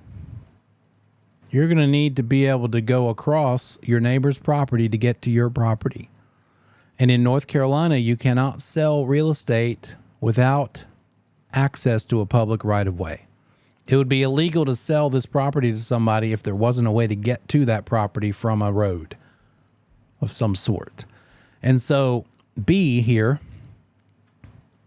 allows you to access your property with a driveway easement. An easement. In this case, a driveway easement. And if B sells their property, the new buyer also has to leave that driveway alone and let you keep using it to get to your property. It is in this case, encumbrance. It's a burden on the property that passes from one person to the next. It's a legal right that you still get to maintain, but is beholden upon whoever happens to own this property, no matter who it is. So if it runs with the owner, if it runs with the property, no matter who owns it, it is another example of something that is appurtenant. Appurtenant just means it runs with the land. It runs with the property. It's something that goes along with it. Something that might also be on this property are power lines. Maybe you've got some of those power lines on your property, and they're coming in, and they're also going to this house too. And that power pole is right there in your front yard, and you wish it was over like 3 more feet because it's kind of in the way. You'd rather be able to park there, but it's kind of crowding you, but you can't really do much about it. It's just there because you have to leave it alone. It's got to stay there because that utility company has an easement for it to be there because it helps. It's for the public good in this case. So that runs with the land too. The new buyer of the new owner of this property has to leave it alone just like this person does. So some things are appurtenant to the property. They run with it. What else is going on? Yeah, street lights too. Street lights count too. Good question. What else is going on in this slide? We also have this big expensive tractor that's probably worth more than that house and that barn combined, but it's movable. It's personal property compared to real property. So real versus personal. Personal means movable. Every one of you are sitting in a seat in a room, and you can look around that room and see examples of both real and personal property from where you sit. Who sees a doorknob from where you're sitting right now? Can you just pick that doorknob up and walk out the door? Or are you going to need a screwdriver to get it off of there? Then it's real property. More specifically, it's called a fixture because you're going to need a tool to remove it. Do you also have a picture hanging on a hook in that room somewhere? And if you lift it off of that hook, you could walk out the door with it. Well, now we're talking about personal property, not a fixture, because all you have to do is lift it up off that hook. What if it's the kind of picture, maybe it's heavy, and so you actually do have it screwed into the wall? You can't just lift it off of a hook. It's actually going to require a tool. Well, now it's a fixture. Simple as that. It can be complicated, but it, for the most part, is it a fixture? It is a fixture if it's screwed in, nailed down, something that can't easily be removed. You're probably sitting on a piece of personal property right now because you can pick that chair up and walk out the door with it. Might be kind of heavy, but it's not screwed down, nailed down, right? Those curtains right behind you, what are they? Are they fixtures or are they personal property? Those curtains over that window? It's my favorite answer. Not 100% sure. It depends. Are they attached in a way that you could just lift them off? Well, then they might kind of be personal. Or are they attached in a way that you'd have to unscrew something, the curtain rod, in order to get them off of there? They might be more kind of fixtures. When it comes to as being a broker and selling real estate in this state, the forms that we use, if we use the standard form contract, it's got a bullet list of what is considered a fixture because of those sorts of gray area issues like curtains, like TVs. What about the TV? Whose TV is on the wall? It's not on a desk or a table. It's actually mounted to the wall. Who's got a TV like that? Okay. Is that TV a fixture or is it personal property? It's our friend again. Because did you put that TV up? Did you install it? Then you might realize, okay, wait a minute. When I hooked the TV onto the bracket that I screwed into the wall, did you tighten a screw down? Can you just lift that TV up off of that thing? Then it's kind of, in that regard, personal property. But if it's screwed in and you need a screwdriver to detach it, now it's a fixture. And here's the big exception. If you use the North Carolina standard offer to purchase and contract form called 2T, that we're going to look at more later, the 2 columns of bullet point list fixtures include the following. They say the bracket for the TV on the wall is a fixture and must remain with the property unless the parties agree otherwise. But the TV is not, even if it's screwed on. The TV is not automatically considered a fixture. And that's just what it says in that contract. What if you don't use that contract? Then it doesn't matter. Then we need to go back to what is the basic definition of a fixture. In other words, we need to be very specific about what everybody wants it to be. Do I have a question?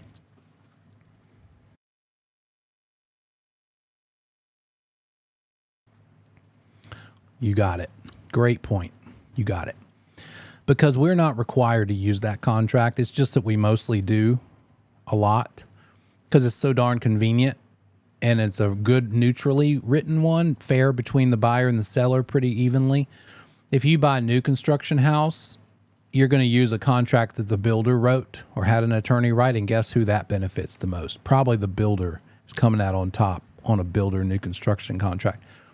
So as far as fixtures, what goes, what stays, you really just need to write it up specifically. If you're worried that the TV is going to go with you, even though it's mentioned in the standard contract, and if you still use that form, just write it up. Even be redundant.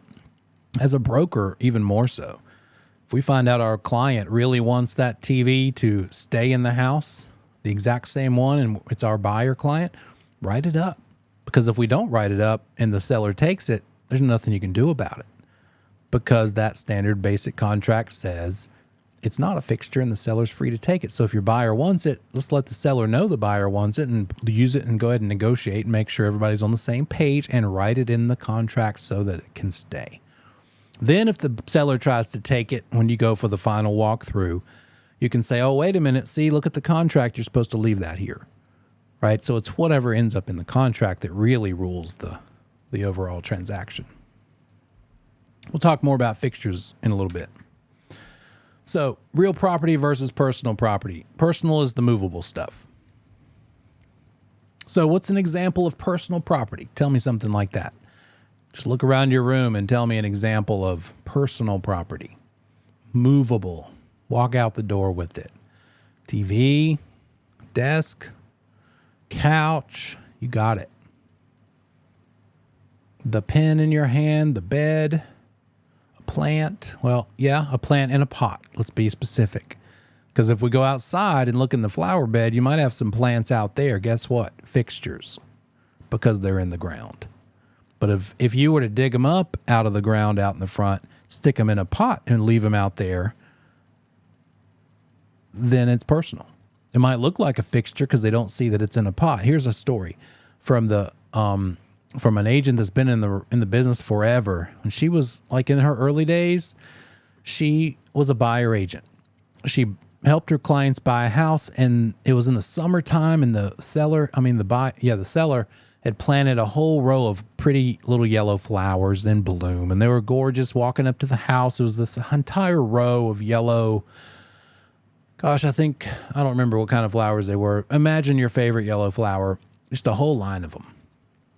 And it was charming, and the buyer bought the house. And so they did the walkthrough at like 9 a.m. to make sure everything was in order. The seller had moved out. Let's make sure there's no damage or anything hidden that was actually hidden by the rug. And so then they go to the closing at noon. And when they come back from the closing, she came back with them to give them like a housewarming gift, closing gift. All of those yellow flowers were gone. And the buyer burst into tears because they're like, oh my gosh, I was so charmed by these flowers and I thought they were supposed to stay. And it wasn't just like $1 worth of flowers. It was several $100s worth of extensive flower bed flowers gone. She called the listing agent, said, what happened to the yellow flowers? They were here this morning. Now they're gone.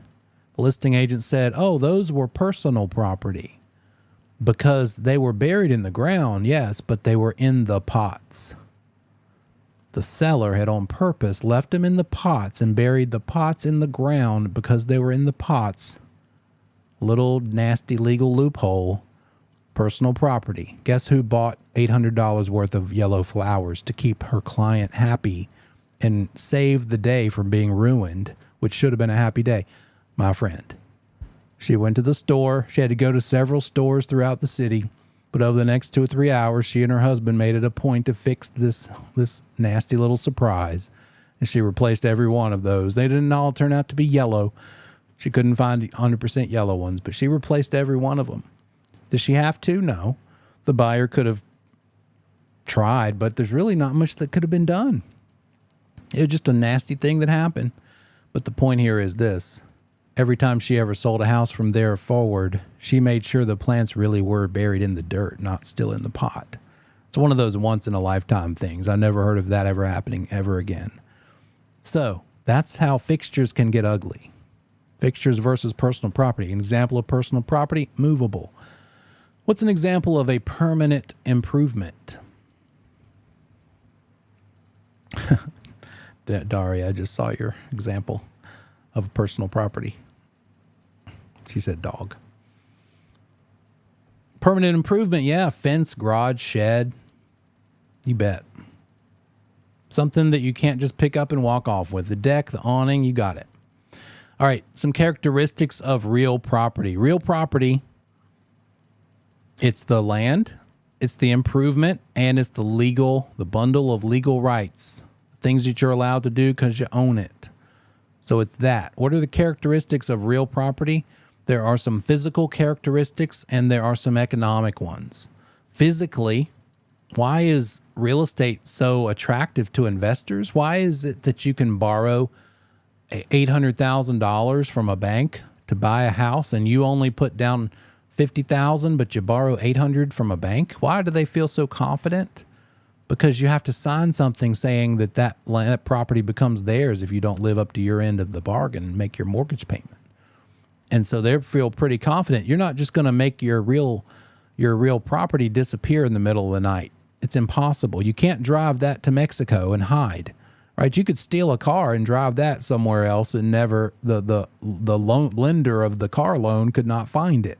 But you can't do that with the real property, can you? That's why the interest rate on real property is less than the interest rate on a car loan. The car and the motorcycle can disappear, but the property is immobile, immovable. It's also indestructible. Sure, you could do something to make it less desirable. If it's like farmland, you could maybe put a bunch of salt out there or something in the dirt that would make things not grow. But for the most part, you can't make it just disappear. We don't have, gosh, I forgot my X-Men reference. What's that thing that Thanos has? You can't just make things disappear, right? Indestructible. It's also unique. What makes it unique? No two properties are the same. A house on 10 acres is not the same as that house down the street on those 10 acres. Those are two unique properties. Now, yes, we've all been through neighborhoods that look pretty darn similar. Every house looks the same, right? Cookie cutter houses, little production homes. But legally, that's still that house and yours is your house. That land and your land. It's unique, it's indestructible, it's immobile. Those are what makes real estate so unique, so physically different. What makes it economically different? Characteristics economically, scarcity. Especially now. The thing that's really dominating our market and making it the way it is, as crazy as it still is there's not a lot of inventory. It's scarce. It's hard to find something for people to buy. I've been looking at houses for rent and also smaller houses to buy for my own personal situation lately. And stuff I looked at last week online is under contract. I mean, it's like 8 to 10 days, maybe 15. Last year, it was 8 to 10 minutes. Now it's 8 to 10 days. So it's not as bad as last year. I could still call it this year. I call it last year junior. Still weird, but not as weird. Scarcity. Location. We've all heard that saying. 3 most important words in real estate: location, location, location. By the way, the 3 most important words as a real estate broker: disclose, disclose, disclose, right? That's how important it is. But for real estate, it's all about the location. I once sold a house for a lady and her husband, and she lived in Charlotte near, I guess, W.T. Harris and Sugar Creek Road, if anybody's familiar with the Charlotte area, in a typical production builder, sort of like pick from these 3 choices kind of builder. It wasn't like $1 million neighborhood. It was at the time, I think, about 160, 180, which equivalent to today would be like 350 to the 450 range.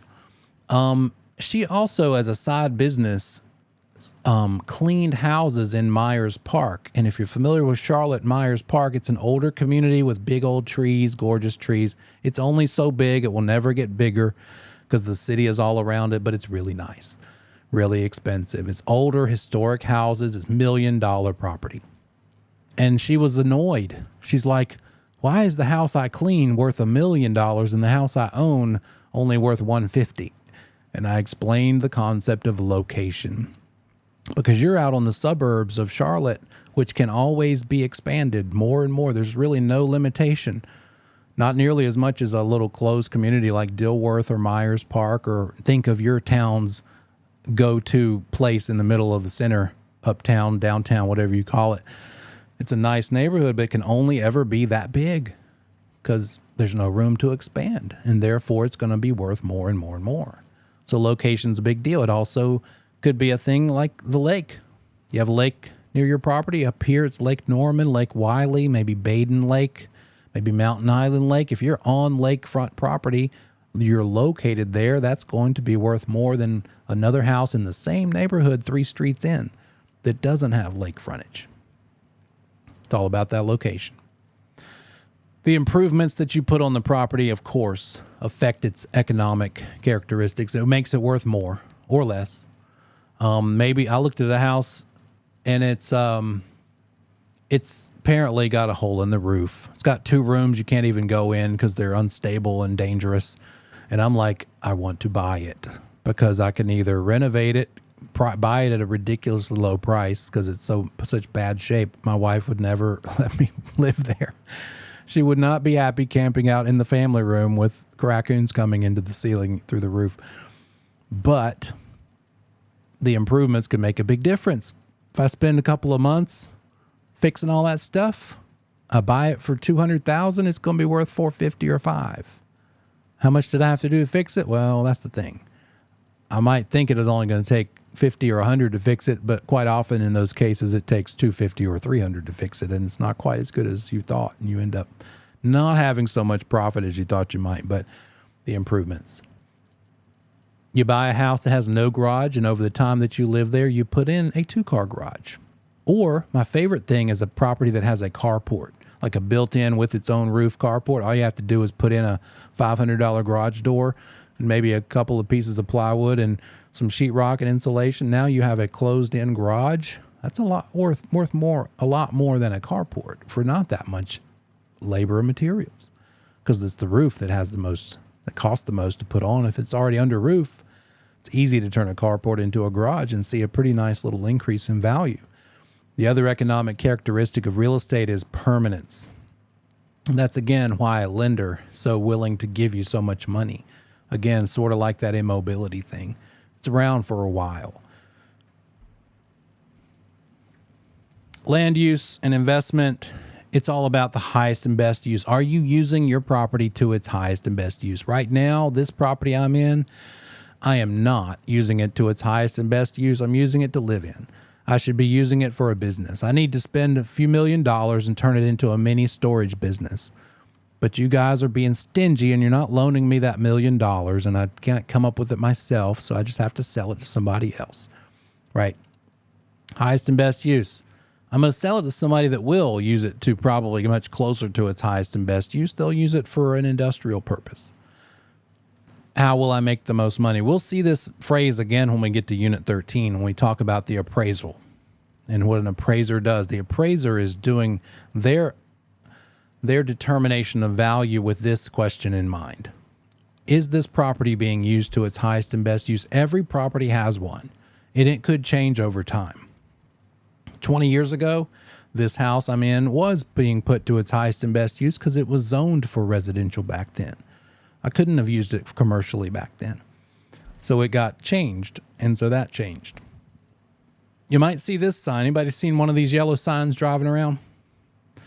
If it's safe, the next time you see one of these, pull over and look at the bottom, and you'll probably see a website, some sort of domain, some sort of phone number, and you can look it up, find out what exactly they're talking about that's going to get rezoned.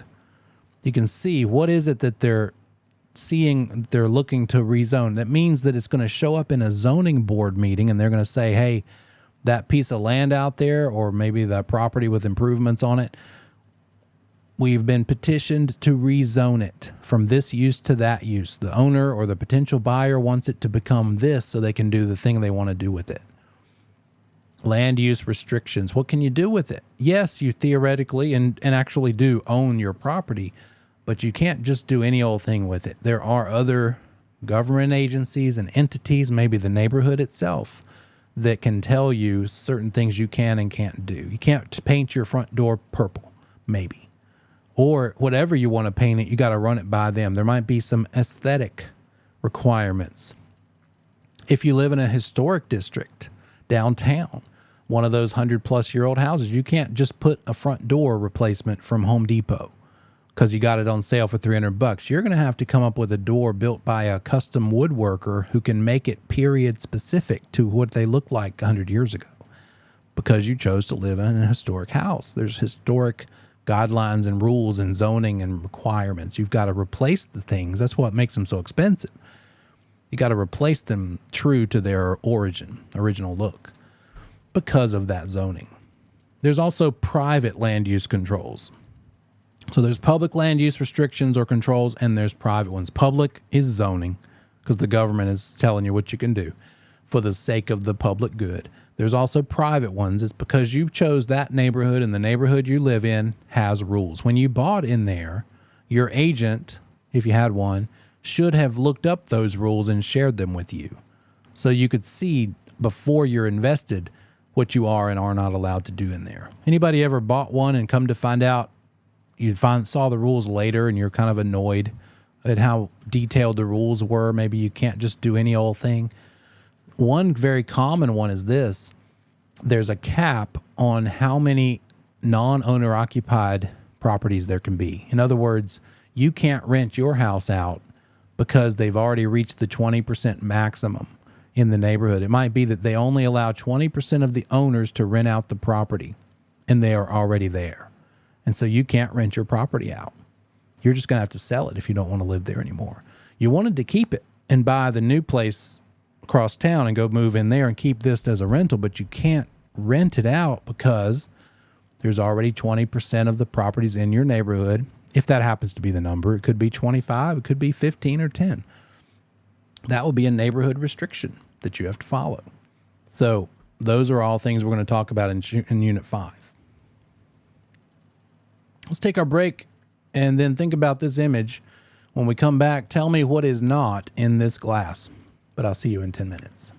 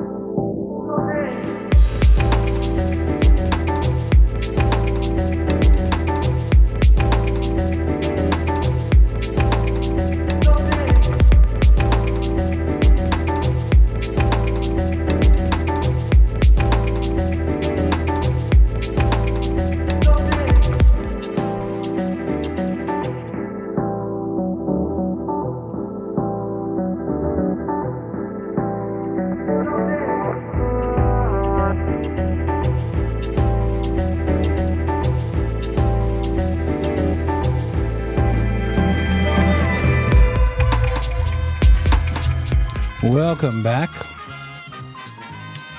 How we doing? Are we ready to learn some more about basic real estate terms? And is this okay with next 2 hours? This voice? Yes? No? Okay. Never mind. Oh, boo. All right. Let's see what we got. What is not in this glass? What am I not seeing here? I see ice, but I don't see what?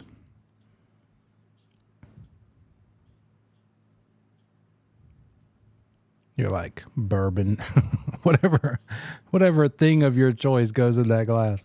Yeah, there it is. Sheena says liquid. What am I talking about when it comes to real estate? The liquidity. How liquid is it? What does that mean?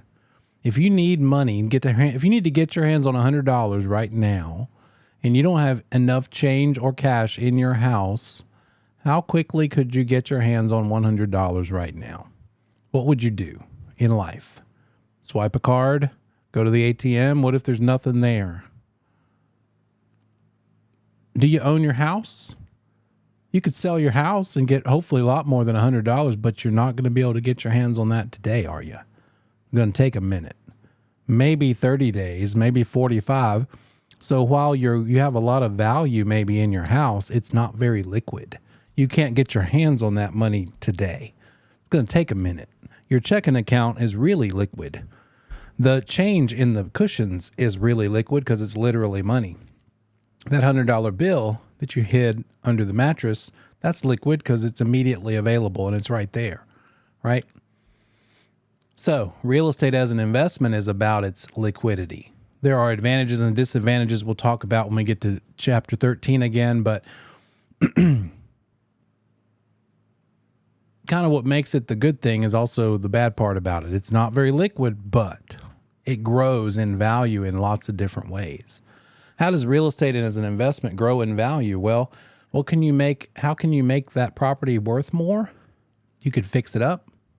You could put granite counters in place of the Formica counters. You could just sit back and wait, and it's just going to appreciate over time, right? All properties appreciate eventually with enough time, some quicker than others.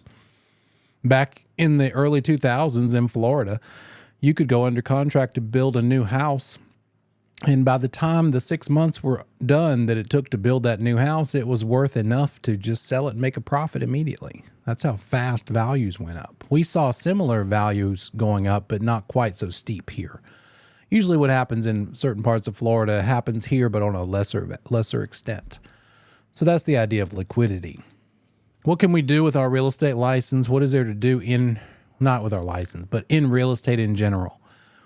Obviously, what you're studying to do is to get your license so that you can do a variety of things, maybe general brokerage, where you help people buying and selling. You don't really care what they buy or sell as long as it's a good choice for them, but it doesn't matter who owns it. You'll sell them new construction. You'll sell them a resale house. You'll sell them land. You'll sell them an apartment building. You'll sell them a single family house. You can help them with any of those things. It doesn't have to be something that you own. It doesn't have to be something that one in particular person owns. That's general brokerage. You could also get into appraisals. That has its own requirements. Financing, loan out money, be the lender. It takes less to get your mortgage license than it does to get your real estate license, by the way. Not that it's easy. It has its own challenges. Property development, property management. I think I've heard from you last week, and a lot of you said some of these things that you're interested in. A lot of you said property management, counseling. Once you get some expertise, you could counsel people on various real estate questions. Education, welcome. Here we are doing it right now, right? Professional organizations. One of them, you're going to have to join a couple. One of them immediately to get into the business, and that is the Realtor Association. You got to join the Realtor Association because the firm you join probably has joined the Realtor Association. Therefore, all brokers within it must be members too. And then if you want to have access to the MLS, you're going to have to join that. So a lot of joining is in your future. Then there's this thing, easy test question. They like to ask it. Have you seen the blue R on somebody's business card or yard sign or advertisement, the Realtor R, the Realtor Association, Realtor designation. Do you have to be one? Kind of. Not necessarily, but in order to be a realtor, you have to have a real estate license. That's the main thing here. You can't join the Realtor Association without being a licensed broker. All realtors are licensees, but, big old elephant but, not all licensees are realtors. You could be a licensee without joining the Realtor Association. Because realtors, and by the way, do you see the spelling of that word? There's only one A in it, and it's not between the L and the T. We realtors kind of have a pet peeve when people say realtor. Realtor is not the word. Don't say realtor. From here forward, don't say realtor. Say realtor. Realtor. So we're members of the National Association of Realtors, and then also the state, or in our case, North Carolina Association of Realtors, as well as a local board of realtors. There's, I think I found out yesterday, I took that all-day course as part of my educator training. I have to take like basically a CE for educators. We have to do that every year. And I believe, I don't remember the number off the top of my head. It was just a casual mention, but there are a handful of MLSs across the state, multiple listing services. There are a handful of local realtor boards. When you pay your dues, part of your, I think it's up to like $600-700 that it takes to pay your realtor dues every year.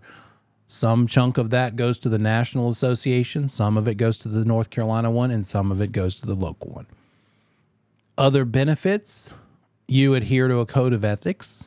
The idea being the public might trust you more if they see that R, because not that they know, because the public rarely knows really, but one big benefit is it's sort of like having an 800-pound gorilla behind you standing guard almost, right? It's such a big organization that they can step in politically and help like stand up against politicians that might say, hey, let's just tack on another tax when you're buying and selling your house because we want to fund this thing we want to do. Well, that could harm the industry. That could harm sales and affect the industry in a way. So they kind of help keep those things from frivolously happening, right? So it's not bad to join it just for that reason, but it's also kind of closely tied with the MLS membership. So it's sort of basically that you have to be one if you're really going to do any real selling in real estate. The other thing is what you're learning here with me for these next 10 weeks is what the Real Estate Commission wants you to know. It's the rules and laws set up by the Real Estate Commission. And so think of it as it's two separate things. Don't mix them up, because sometimes on the test you'll see that kind of question. And the question is, which one is it? Is it the Realtor Association that is going to decide a thing, or is it the Real Estate Commission? So it looks like this.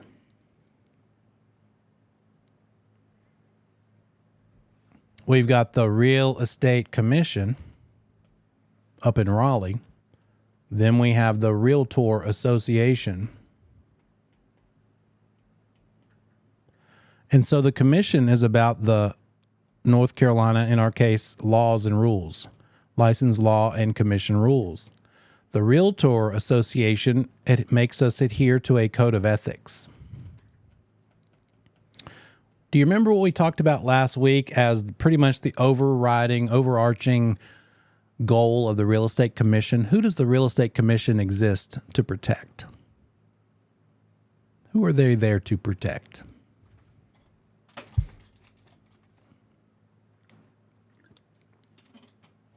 Yeah, the consumer, the client, the customer.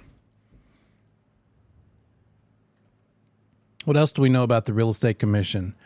They can discipline us. Could be a reprimand. Could be a suspension. Could be a revocation. Oh, by the way, for the most part, they don't fine us. They don't fine us. The Real Estate Commission doesn't fine us. The Realtor Code of Ethics, though, joining the Realtor Association, you have to follow the Code of Ethics. You will have to take an orientation class where they teach you the Code of Ethics. And it says various things. It's all about the consumer when it comes to the commission. But the Realtor Code of Ethics expands into agent to agent behavior.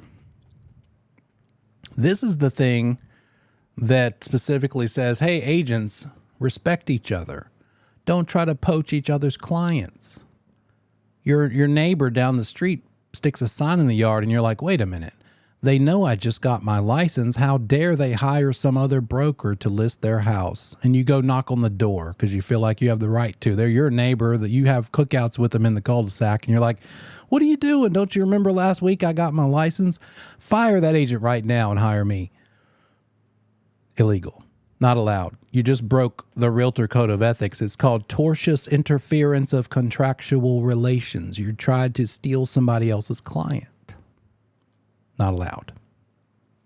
So, if you got in trouble, by the way, maybe another agent accused you of stealing their client. You sold a house to them. You made a commission off of it, and that agent can prove that they have a buyer agency relationship, a contract signed, or an agency agreement signed, and they actually were their client. If there's a dispute, in other words, between agents, one agent's mad at another agent, says that I should get that commission or at least part of it. Don't bother the real estate commission with that stuff. They don't care. They're all about the consumer. They don't want to hear about your agent to agent problems.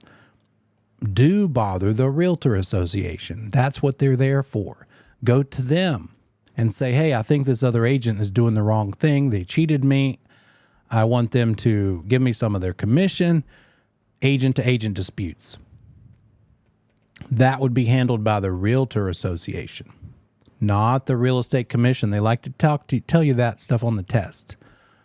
So-and-so agent mad at another agent. Here's the situation. What should they do? Answer choice A, contact the Real Estate Commission to set up a hearing. No.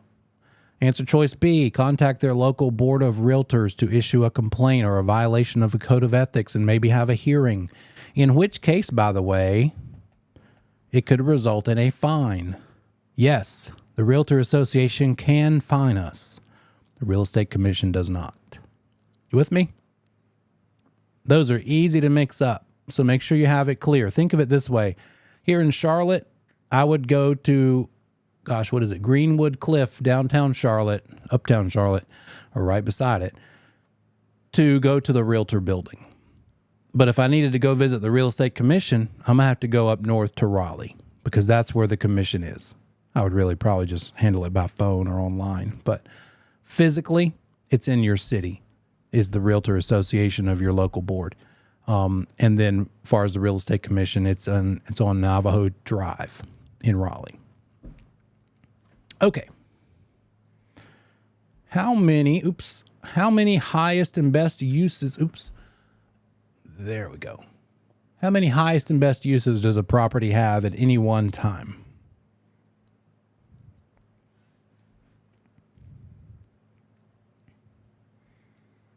How many do we have highest and best uses of a property any one time? Yep, you got it. Just one. It could change though. But any given moment, there is a highest and best, not better, but best use. Then we have this real estate supply and demand. It's very lopsided right now. There's a lot of demand, not much supply, not a lot of houses for buyers to pick from. That's what drives the prices up. That's what causes days on the market to go down. How long does it take for something to get sold? Not very long these days. Back in the day, early 2000s, days on the market to get from a sign in the yard, hey, for sale sign, all the way to a closing would easily be 150 days, 120 days. We're talking 3 months, 4 months, and that wasn't unusual. Last year, 30 days, 15 days. Depends on the type of loan, but maybe 40.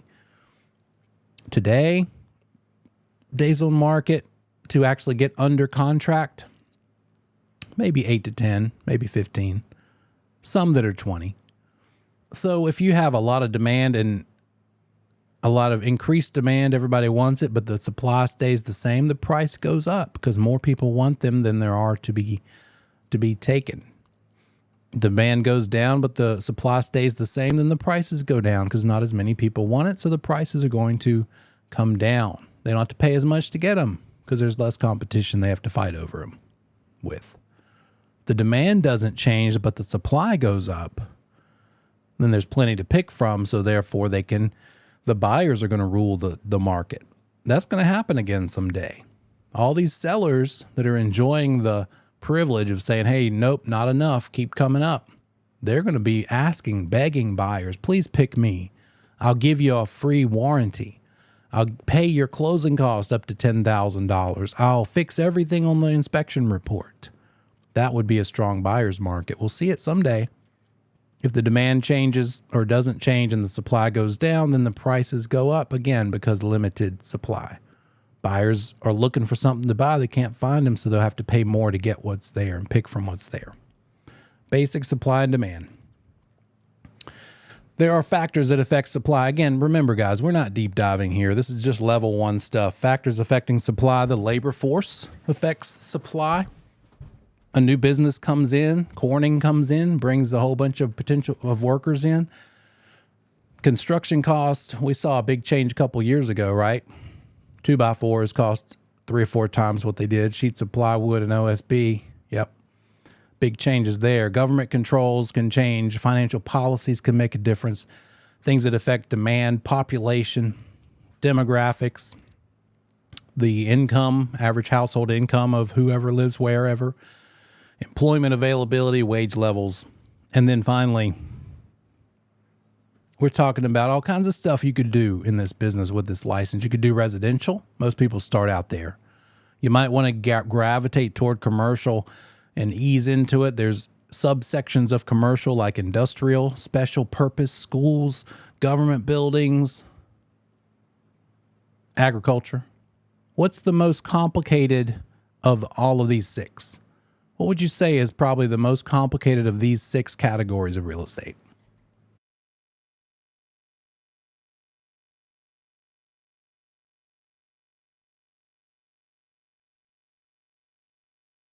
It's kind of a trick question.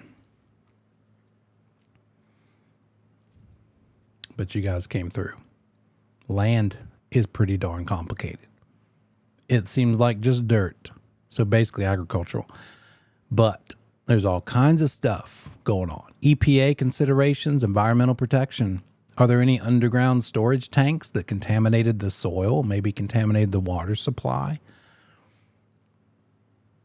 Zoning requirements, zoning restrictions, core samples that have to be taken. Can the soil support the weight of whatever it is they want to build? If they want to build a high rise, can you, how far down do you have to dig to pour the footings to support the weight of a 100-story building? Right? It can't just be any old soil. You got to get down pretty deep to get below the frost line to do some certain things. It just all depends. So yeah, land is deceptively complex. And overall, you can do all of that with just that simple little broker's license that you're trying to get with me right now. However, you do need specialized training. The broker license is enough to legally give you what you need, but if you want to do commercial, you better surround yourself with commercial trainers and mentors.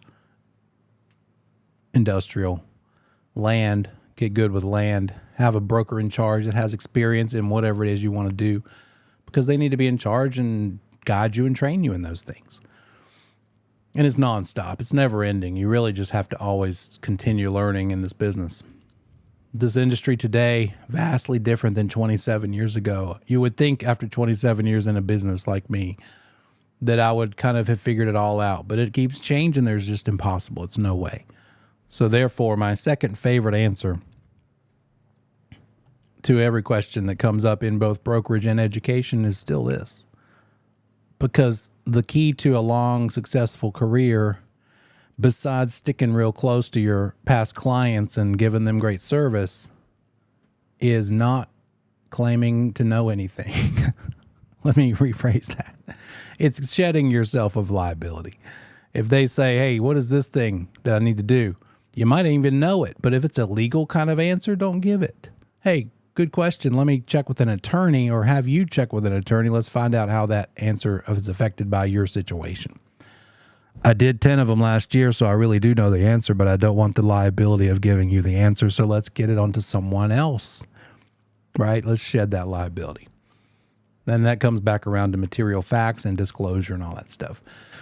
And then the simple question that we started out with last week: when do you need a license?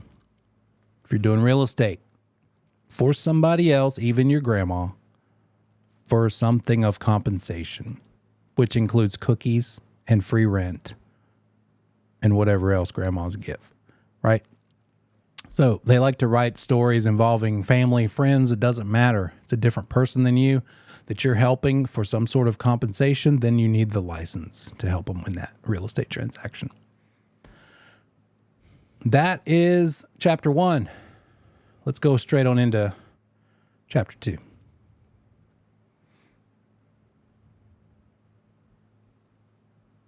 Oh, by the way, I added these slides to the Google Drive, so you do have the slides available to you if you didn't notice already.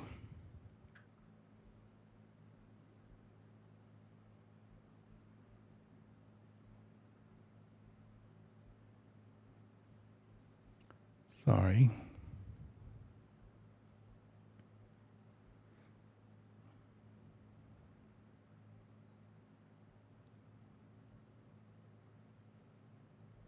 There we go. So Unit 2 is a 4.5 hour section. And take me a minute to set it up.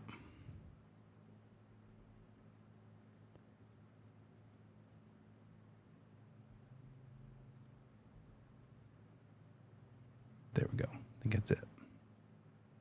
Not quite. I think now we got it. Okay. So level 1, level 2, and level 3, fixtures are in level 3, but level 1, just the definitions, that bundle of legal rights we talked about. Let's deep dive into those a little bit. We'll learn what those are. Fruits of the soil is basically a term that you'll just need to know. Estates in real property. Now, any of you who read ahead and got to this section, you're probably waiting for me to talk about it because you're like, what?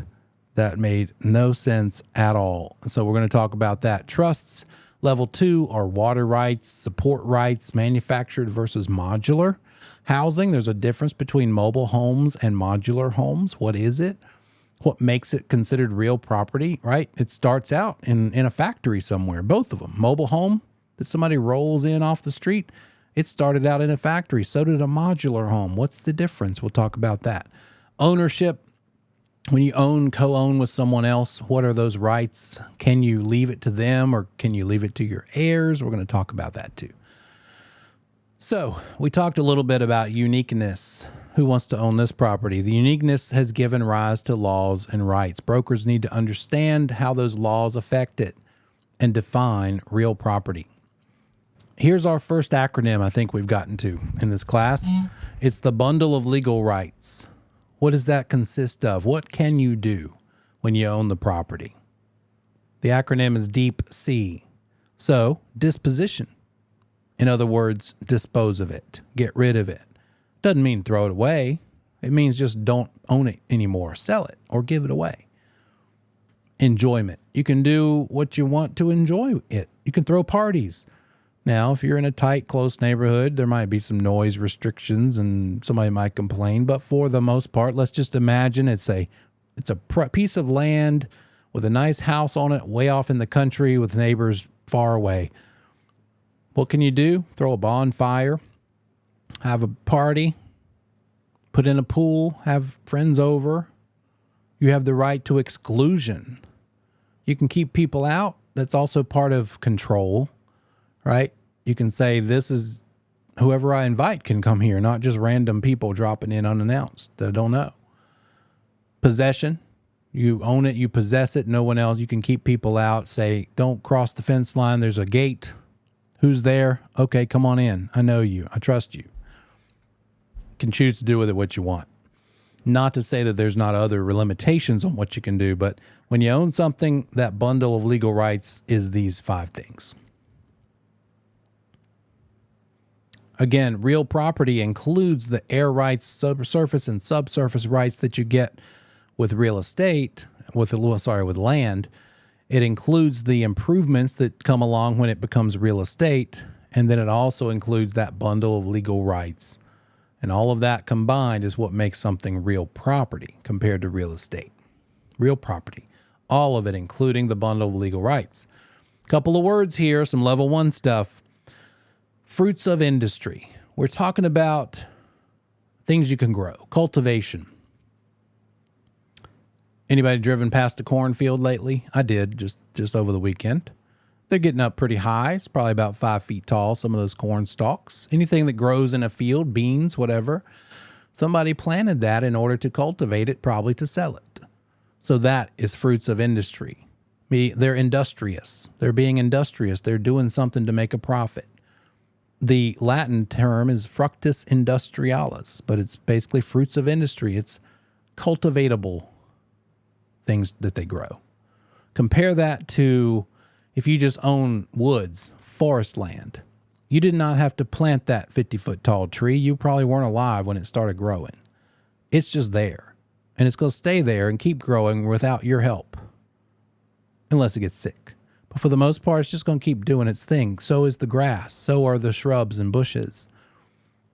Things that come back every year. Things that just do their thing without human involvement.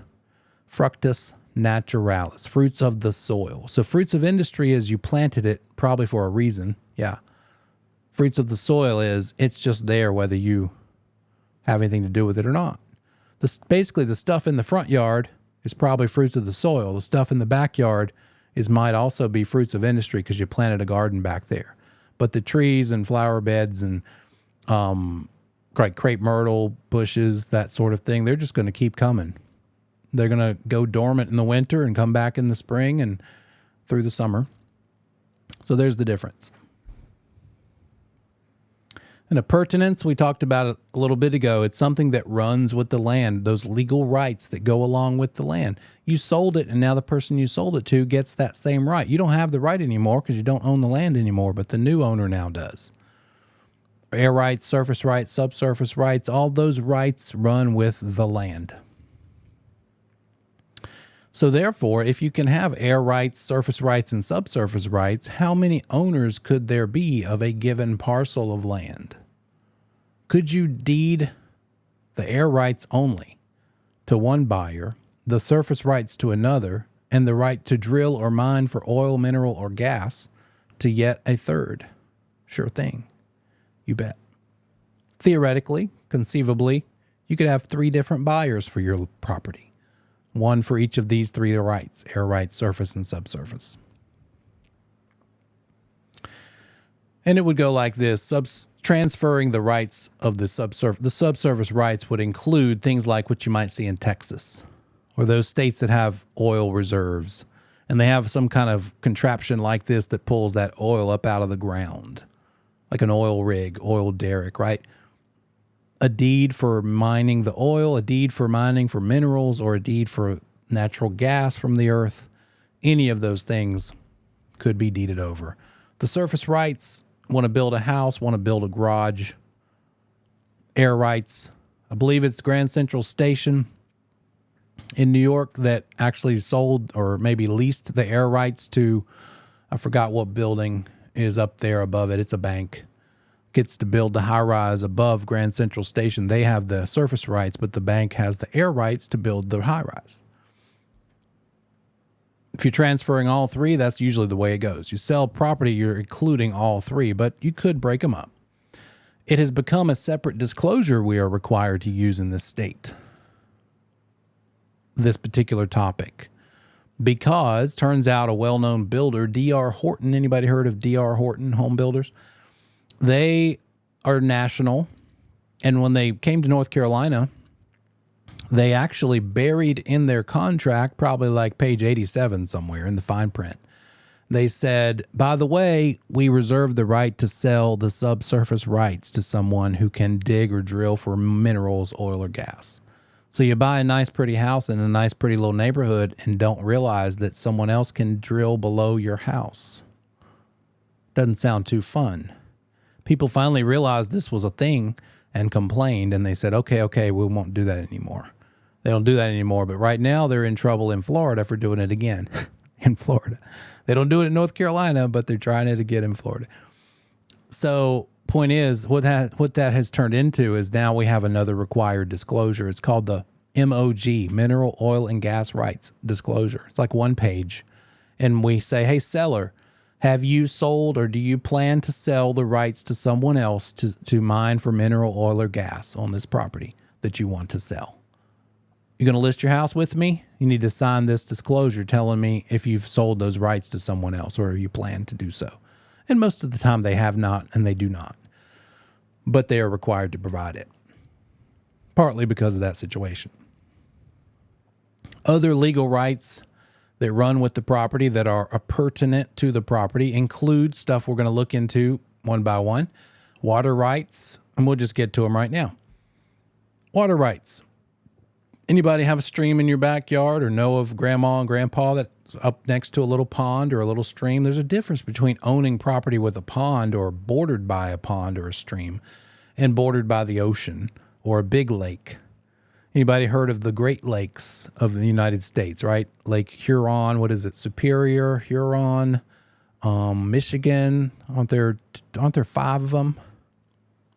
Somebody knows. Ontario, Erie, there we go. I knew it. I knew somebody would know, be smarter than me. So those are so big, by the way, that they actually have tides. It's not always the ocean only that has tides. The ocean has tides. What do I mean by tides? Everybody cool with a tide? Tidal behavior. The water comes up to a higher level than it was earlier in the day. So throughout a given day, the high tide line is how far inland the water will rise to. Don't leave your towel on the beach unless it's above the high tide line because it's going to get wet and disappear. It's going to go floating out. There's a high tide line and a low tide line. How far out will the tide go? How big does the beach get every day compared to how small does it get? We've all seen that line when you're walking down the beach. Oh, there's some debris kind of up there because when the tide came in, it pushed all the straws that killed the turtles further up. And then it came out and now we have a bigger beach to play with. That makes a difference in ownership in some states, including North Carolina. So let's start with riparian rights. Riparian rights are water rights when it's a non-tidal body of water.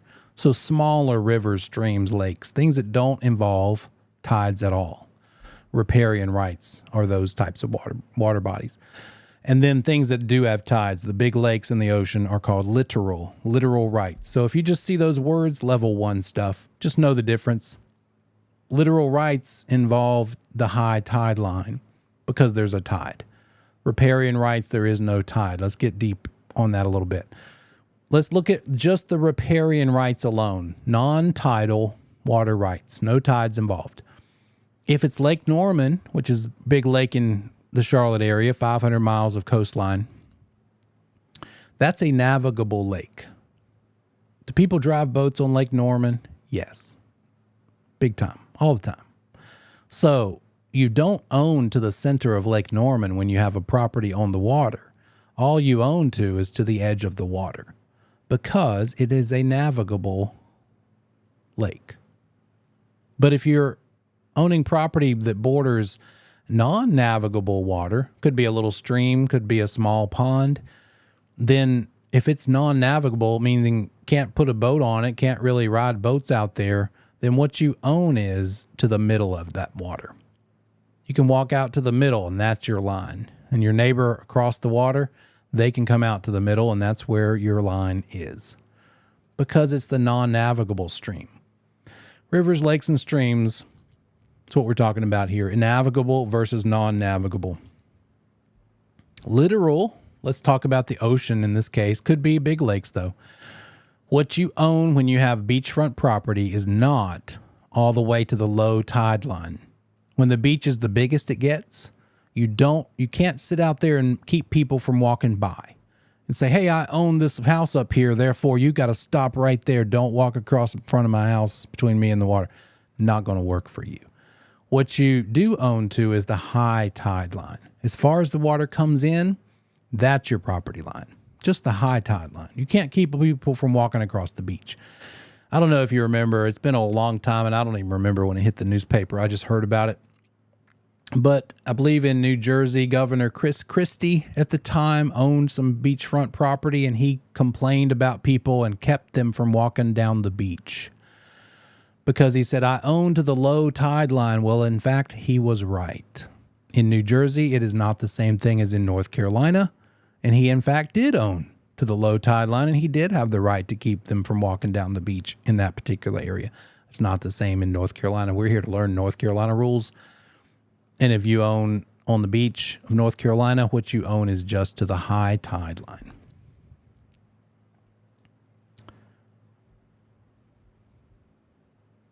Now, a couple more water rights here. You could get more land. You could gain land as far as the land that you own near the water, on the water. You could have more of it if soil gets deposited by water activity. And that's called accretion. The word accretion is when soil gets brought in, maybe like through a storm, because of a heavy storm, hurricane or something, soil gets shifted around, blown around, and therefore you go out to your normal coastline where your property is and you've got more of it because soil got uncovered or revealed, it got added, gained. That word is accretion. You could also gain land by drought or water receding. That's called reliction. So the two words are accretion and reliction. That's when you gain land in both cases. This one is gaining land because extra soil got deposited through natural events. This is because water disappeared. Has anybody ever driven past a lake during a drought and you look around the shoreline and you see like an extra 2 or 3 feet of red clay that has been revealed because the water line dropped? Well, now that property owner has more land because it got uncovered by the water. I don't want to build a shed on it because when the drought goes away and water level comes back up, it's going to be covered up, right? But legally, officially, gaining land through water receding is called reliction. That's what we're talking about with this word, reliction. This is just flashcard type definition stuff just to cram into your brain. We've all seen this example, some sort of a gradual tearing away of land. Now you're losing land. The last two examples were gaining land. Now you're losing it. And you're losing it because it wears away over time because maybe water is running off. Anybody have a yard where the water always kind of runs a certain direction and it's kind of destroying the grass and kind of the grass doesn't even have a chance to grow because water, when it rains, keeps washing it away or eroding it. That's all we're talking about with erosion. Most people don't have a problem knowing what erosion is, but this word is often unfamiliar. And this one is something happens when we have a sudden natural event. Hurricane, flood, or earthquake, and land just goes away, gets torn away, blown away, covered up by water. Now you don't have access to that land anymore, and that word is avulsion. When you lose land because of the sudden tearing away of that land, not like the gradual tearing away of erosion, but the sudden loss of land because of hurricane or earthquake or flood, avulsion is the word for that.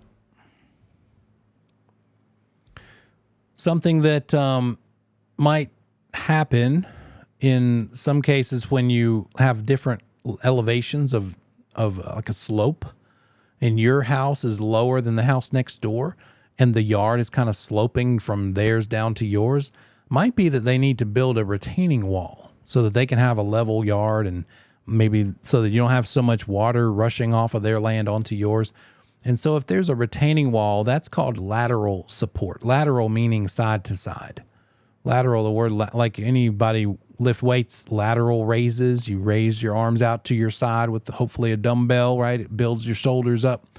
So lateral support rights, side to side. Then there's what happens when somebody pulls the minerals up out of the earth. Those create a void under there. You're taking something out. And so if you give somebody permission to mine for oil, mineral, or gas, they have the requirement they must provide subjacent support.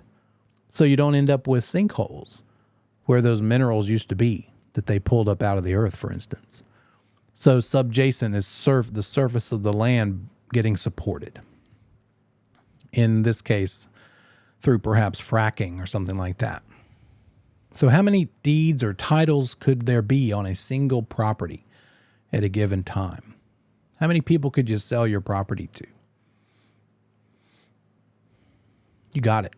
Air rights, surface rights, subsurface rights could all be sold separately titled, separately deeded.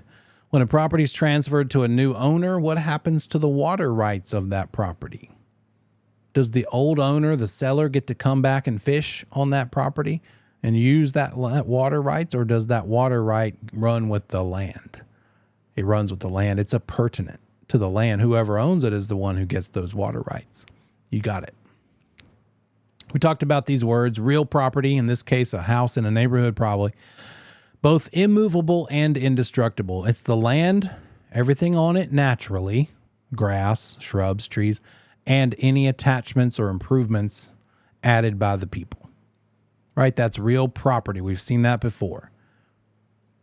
That's a classic definition of real property. All of those things versus personal. We're gearing up into a discussion on fixtures. So, comparing real property to personal property, which we talked about, and you guys listed off what you're looking at in your room. Could be a vase, could be a doodad on a table, could be the table, and it could be a chair. Anything that's not real is personal. Another word, personality. Personality. That's personal property. Sort of like how realty is another word for real estate or real property.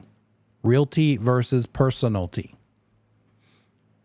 When you change something that's permanent into something that is personal, like you cut down a tree, is a tree real property when it's standing there growing, minding its own business? Yeah. Can you come along with a chainsaw and make it personal property? That and a couple hundred of its friends in a forest and sell off that timber? Sure. Or even just one. When you are detaching some item that's real property from the property, that word is severance. You're severing it, cutting it off, severing a finger, severing a tree, right? Changing that real property to personal. It happens with farming all the time. When that crop grows, they sever the corn from the earth so they can sell it. They can pluck the apple from the tree so they can sell it. They're severing real property to make it personal property. And in the reverse, the word is annex or annexation. You buy the yellow flower from Home Depot, you bring it home, you plant it in the dirt, not in the pot, just in the dirt. Now you've turned it into real property. Now it's a fixture. Now it's real property. Or, okay, this might bring some strong feelings amongst the group. Who has been to IKEA and bought a piece of furniture from IKEA? Who is glad they did it now, but maybe in the hour after you got it home, you weren't so glad when there were 5 million screws and 2 hours of work to get all of that thing put together. So you brought that thing home in the box from IKEA, it's still personal property, right? You put it together, maybe still personal property, unless it was like maybe a dresser, and you attach the safety bracket to the wall because the dresser was in danger of tipping if all the drawers were pulled out at the same time to keep the children safe who might like to pull all the drawers out. You could actually screw that dresser into the wall. Anybody ever seen that feature for certain bookshelves? Sure. You just made it from personal into real. You annexed it. Annexation created that personal item into a real property item. That's all we're talking about. And it all comes down to this, because this is our level 3 topic in this chapter. We've got lots of examples of people doing fun things on Saturdays. We've got a light installed. You brought it home from Lowe's. It was personal property. You screwed it in to the outlet and the junction box. Now it is fixture. You installed the wood shutters. turned them from personal, you annexed them into real property. Now it's a fixture. So the process of making it a fixture is called annexation. The item itself is called a fixture. Then we have the solar panel being attached when they drove it there on the back of the truck, carried it up the ladder, and then finally screwed it into the bracket onto the roof. Well, they annexed it into becoming a fixture. Kitchen cabinets, sheets of drywall, every piece that made that house. You ever driven by a new construction house being built and you've got a stack of lumber in the front dirt yard and the trusses for the roof and the shingle, the packs of shingles? All of that is personal property that gets annexed into real property. When we come back from break, we're going to talk about the official legal definition that makes something an official fixture. It's named after, well, we just use it as a memory aid, Hurricane Irma, because it's those 4 letters. We'll get into them. I'll see you here in 10 minutes.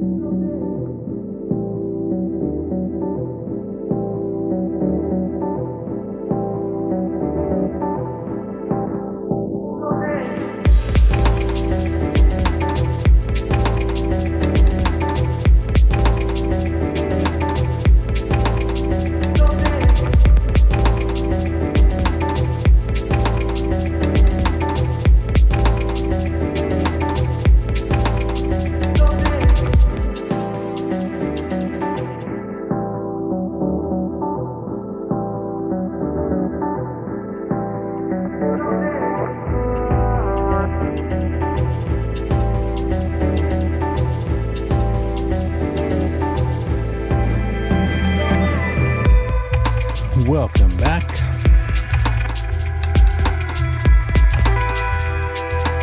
Let's finish out this hour. Almost there. Okay. Here we go. So when it comes to the legal definition of what is a fixture, it involves these 4 items, rememberable with this acronym IRMA: the intention, the relationship, the method of annexation, and the adaptation. I'm going to look at each one of those individually. So let's focus on that. And again, I've included these slides for you. If you want to do a screenshot as well, do what you do. But you have access to these slides. All 4 of those words are required in order for it to pass this thing called a total circumstances test. Imagine this. 2 parties are at odds over a thing that got removed from a property. The buyer thought it was going to be a fixture and stay. The seller decided to take it with them. And so now they're mad at each other. They're getting sued. Somebody's suing somebody. Now they're in court, and the judge is going to say, does this pass the total circumstances test that makes it considered a fixture? If it's a fixture, then the seller should not have removed it, as long as it wasn't provided for in the contract that said they could remove it. No mention of it in the contract, and it's a fixture, they shouldn't have removed it. So how do we determine whether it's a fixture or not?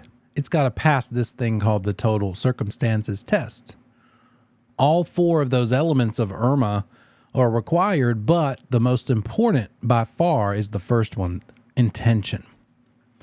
Did it get installed with the intention of becoming a fixture? When they installed it, they intend for it to be there forever. The court's going to say, would a reasonable person have intended for this to be a fixture? So that's part of it. What was the original intention? Of course, they're going to say something different if they wanted to keep it later, but what was the intention when they installed it? The relationship. What's the relationship between the one who installed it to the property itself? If they were the owner putting this item in, attaching it to the real property, then they probably intended for it to be a fixture. But if they were a tenant, anybody renting a place, and maybe you decided to put some shelves, some decorative shelves on the wall, and you needed to like screw the brackets in, you couldn't just hang them on a hook. Were you allowed to do that? Probably. Were you allowed to take the shelf back off and take it with you when you left?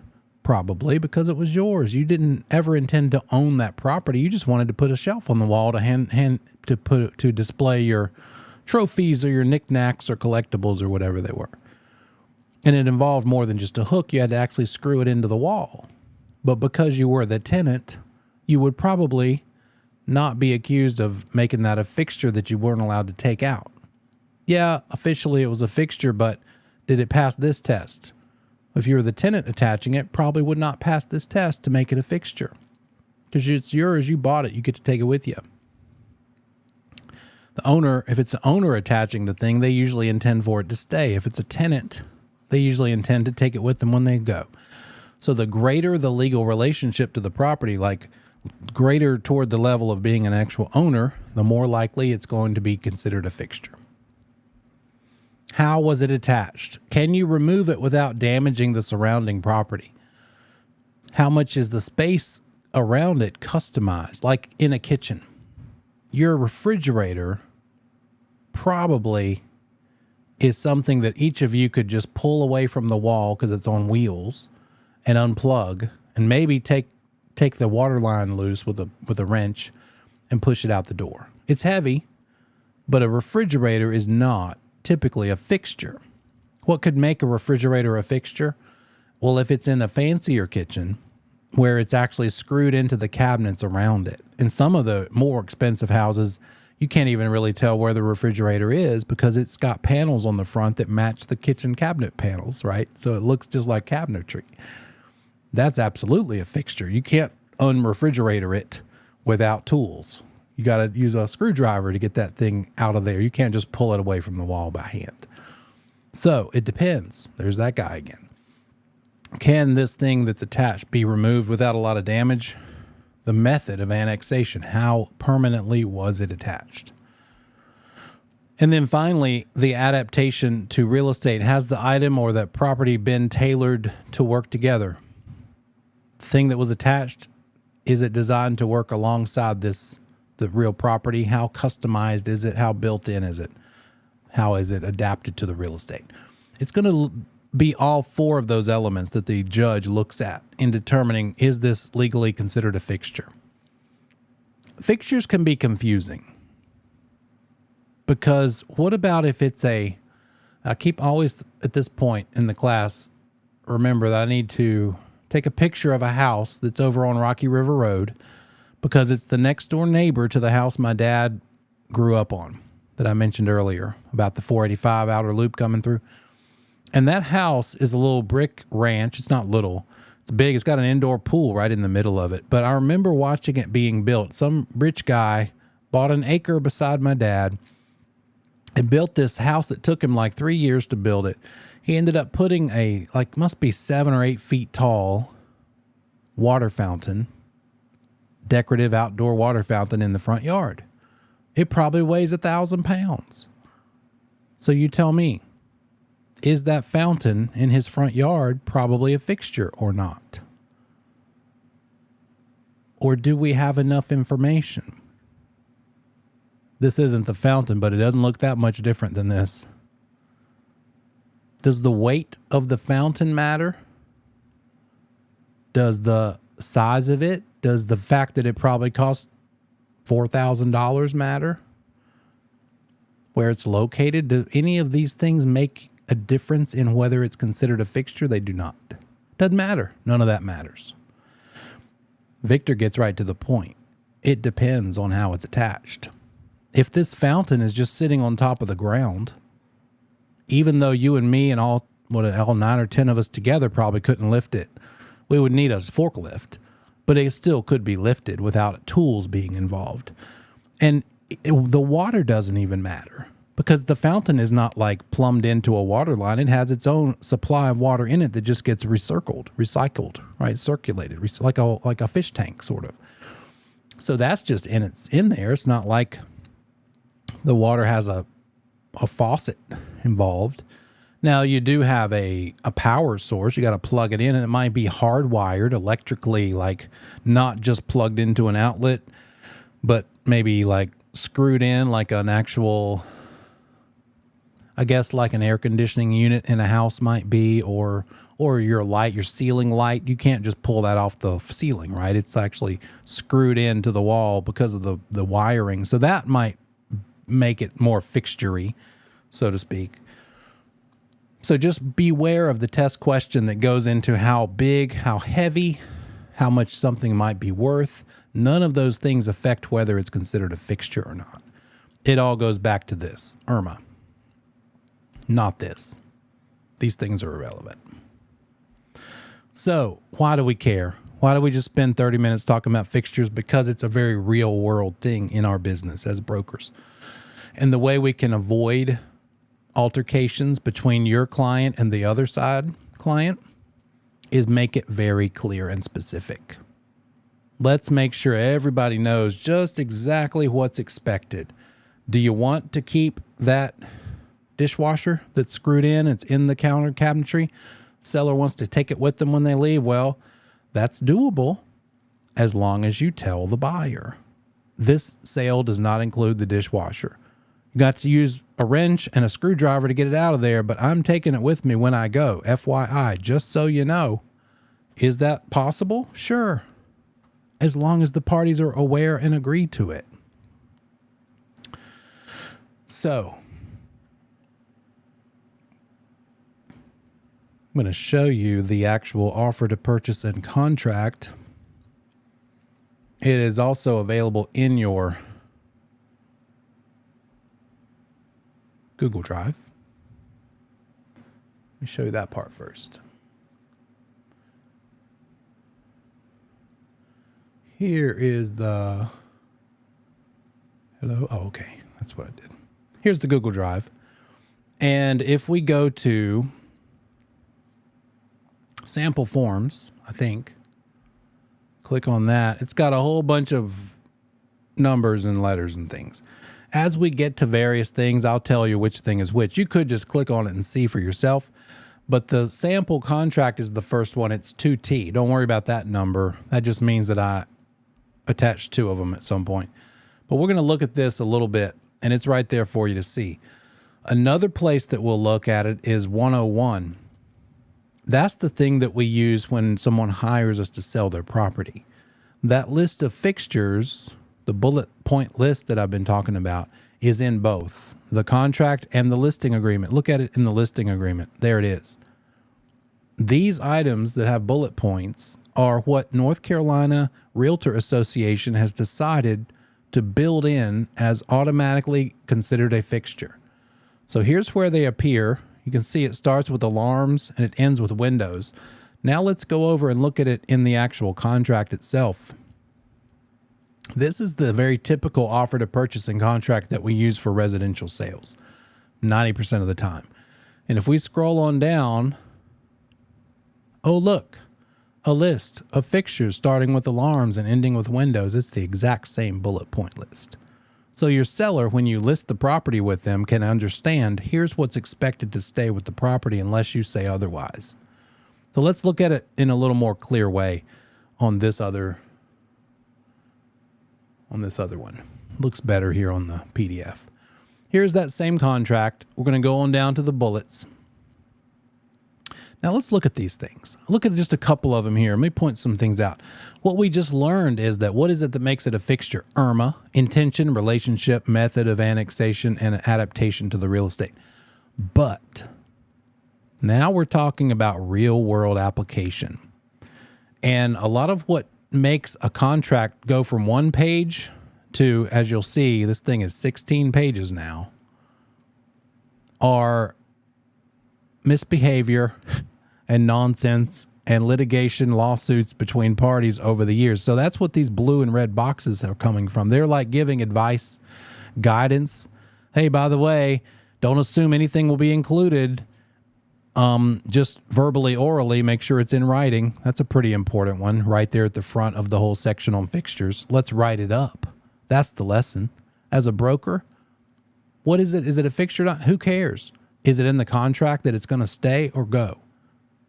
If your client wants it to stay, make sure it's in there that it stays. If your client wants it to go or lets it go, make sure it's in there that it goes. That's the overall lesson. But let's look at a couple of these.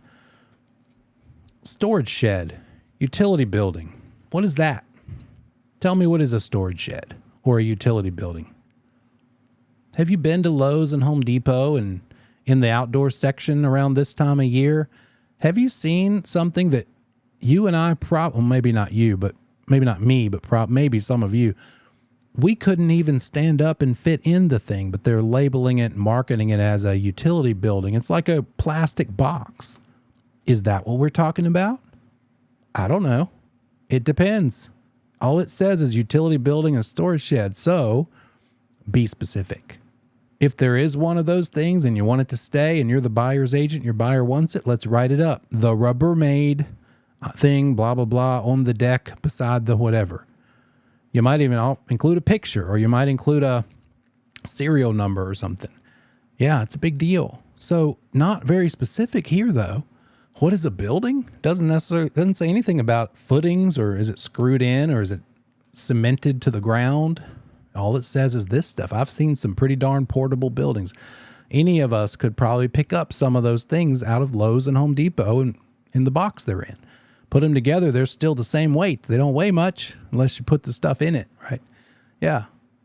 So how is it attached? Doesn't matter. All this says is utility building, storage shed. Can you see how that could become awkward between the walkthrough and the closing? What about this one? Mirrors attached to walls. Well, that's pretty clear. We would all probably say, yeah, duh, of course. Mirrors attached to ceilings. Okay, well, now that's a whole other topic that we won't spend any time talking about. Anybody ever know the comedian Carrot Top, by the way? Any heard of Carrot Top?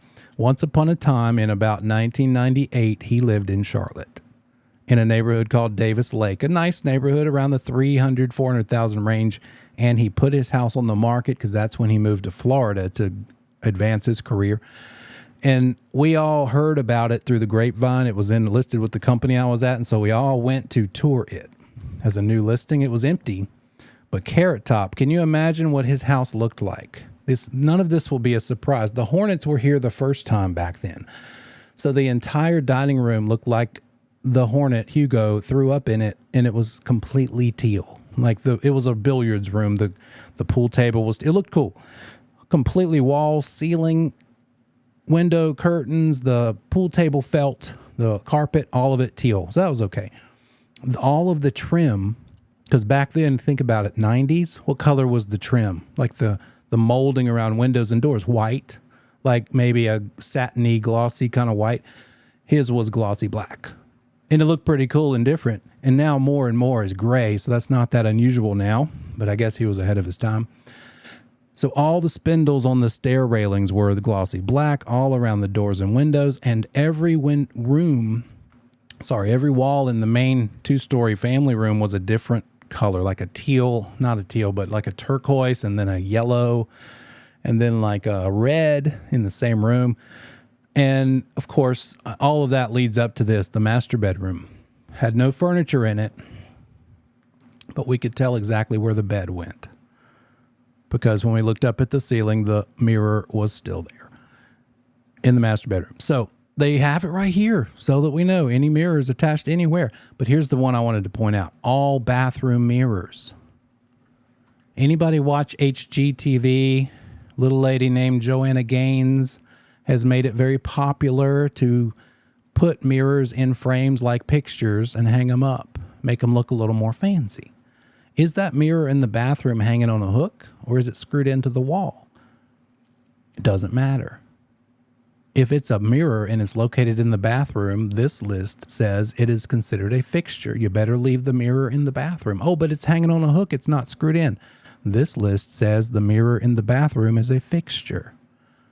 I don't care. I'm a seller and I'm taking it with me. Okay, fine. Let's make sure we tell everybody so they won't be surprised. And make sure that when this turns into an offer and turns into a contract, that it's written in the contract. Where do we write such a thing? If we need to make some kind of an adjustment to what normally would be a fixture, if only there was a place. Oh, look. Items that do not convey. Convey means stay with the house when the seller sells it and leaves. Is it going to be included with the house? If not, write it up. That mirror is going with me. It cost me $500 for that framed mirror in the bathroom. I don't care that it's a fixture legally, officially. I'm taking it. Okay, seller, let's tell the buyer when we list the property. Hey, everybody in the MLS, just letting you know that mirror in the bathroom does not convey. Oh, they brought us an offer? I'm still the listing agent helping my seller. They brought us an offer. Let's make sure in that contract, before everybody signs it, making it official contract, that we have it listed in this blank, that the bathroom mirror does not convey. That's how we keep it from becoming a problem. So things that are leased or not owned need to be spelled out here. The things that don't stay with the property need to be spelled out here. And then things that do stay with the property that normally would not. Personal property. What sorts of appliances are personal property? Tell me in the chat.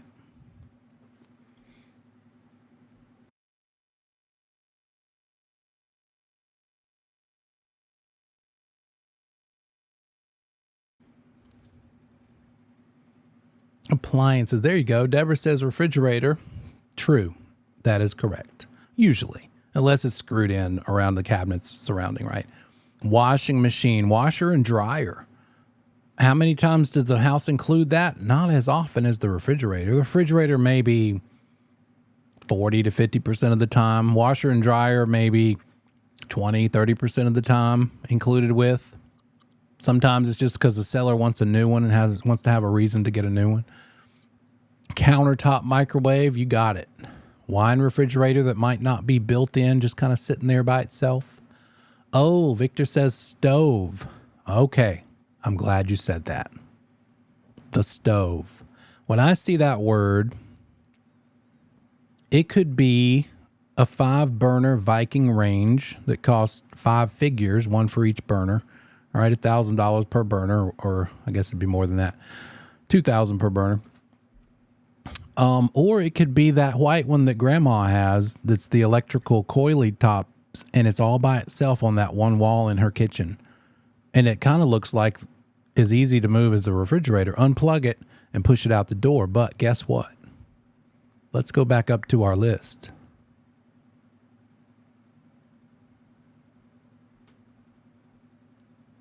All stoves, ranges, and ovens.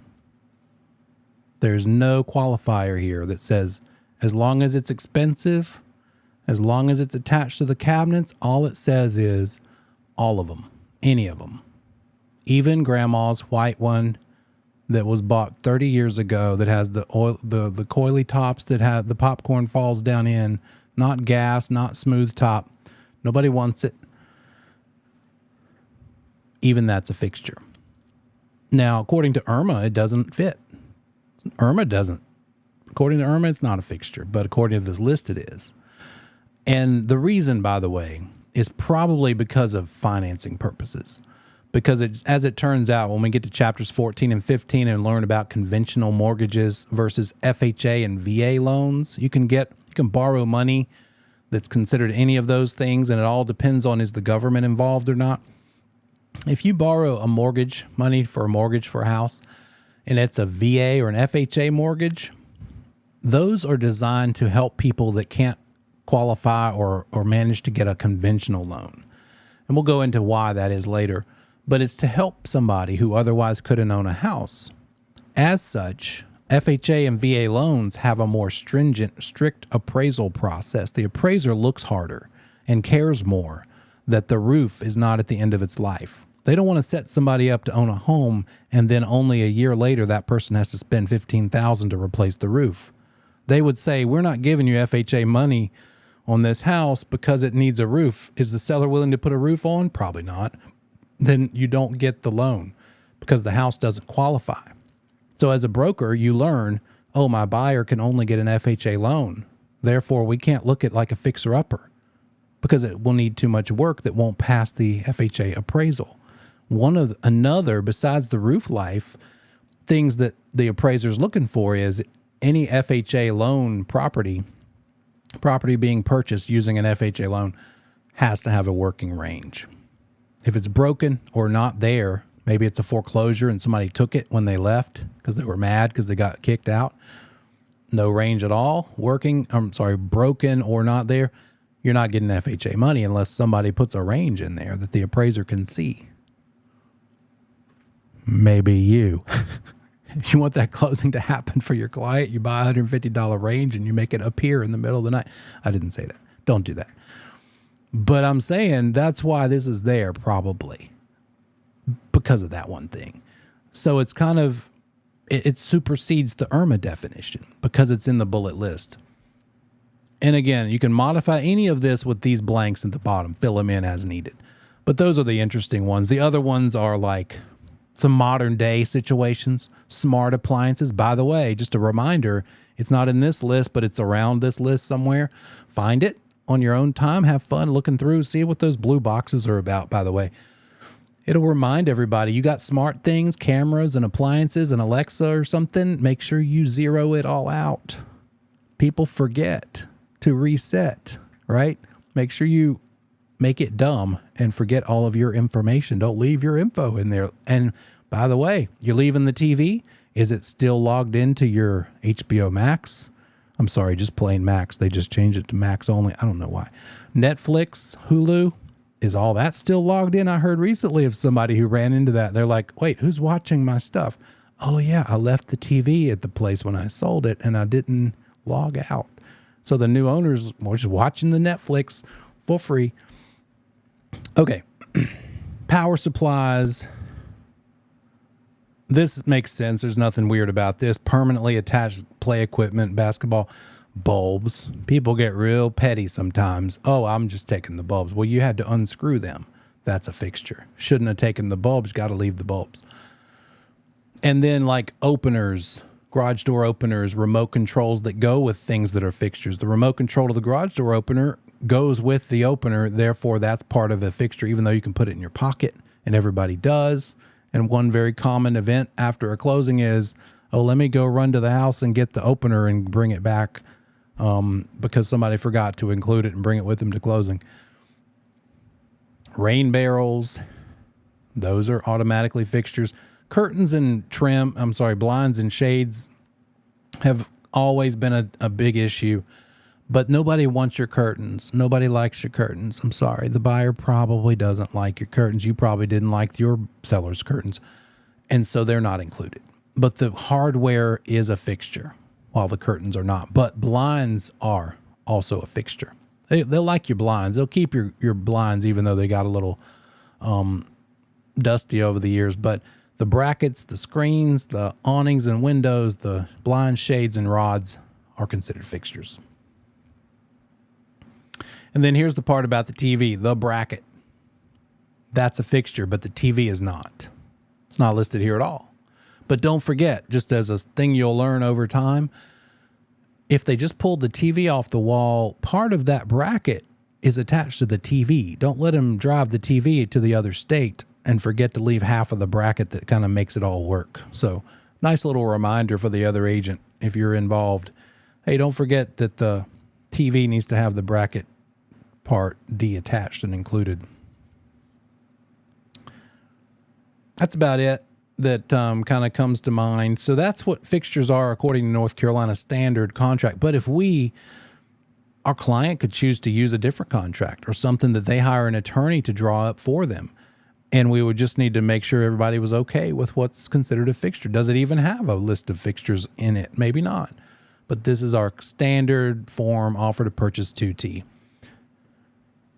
So modify it as needed.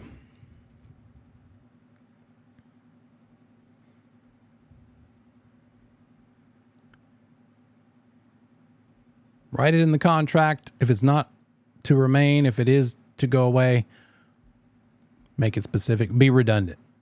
That brings us to another kind of a exception. So far, the word fixture has meant attached to real property, and that's still the case with this item. But anything attached to real property up to this point we've learned about is supposed to stay with the property unless the parties agree in writing. This is a commercial situation. In a commercial real estate sale, maybe a hair salon like we see here, that owner of the hair salon who is renting this space in this strip mall, for instance, might have 10 stations, wash stations, those fancy sinks with the little neck cut out, right? And the whole station is a unit and it's plumbed in. It's got to have water and drainage. So she bought all of those herself. Guess who wants to take them with her when she goes to a better spot in a year or 2 or 5? She wants them back. She had to attach them so they would work right, but that's called a trade fixture. If they use it in the event, the course of their business, that is still a fixture, but it's a fixture the tenant still owns and gets to take with them. It might also be like a grill, a kitchen. You look in the back of the kitchen at the restaurant when you eat there next time, you see the griddle, you see the overhead ventilation, you see the oven, the pizza oven. All of those are probably owned by the tenant, and the tenant gets to take them with them because they're called trade fixtures, and they are considered personal property. They're considered personal property. They're considered personal property. With me? They're attached, but they're not fixtures because they're used in the business. And that leads us finally to this version. Agricultural fixtures are still real property. The tenant does not get to take them with them when they end the lease. They're used in the agriculture business, but anything attached to this farm, agriculture, land for this agricultural purpose, might be fences, barns, stables, are not owned by the tenant typically. They're attached to that rented property, and so they stay with the property when the tenant goes away. These are not the same as trade fixtures. So here's the test question. Are agricultural fixtures real property or personal property? I got you, Victor. We'll come back to that in just a second. And Kirsty. So agricultural fixtures, real or personal? Tell me in the chat.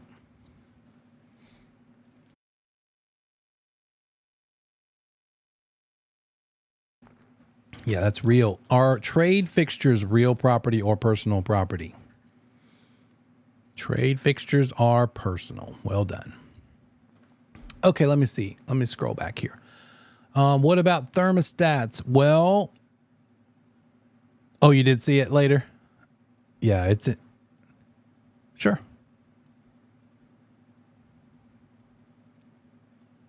Right.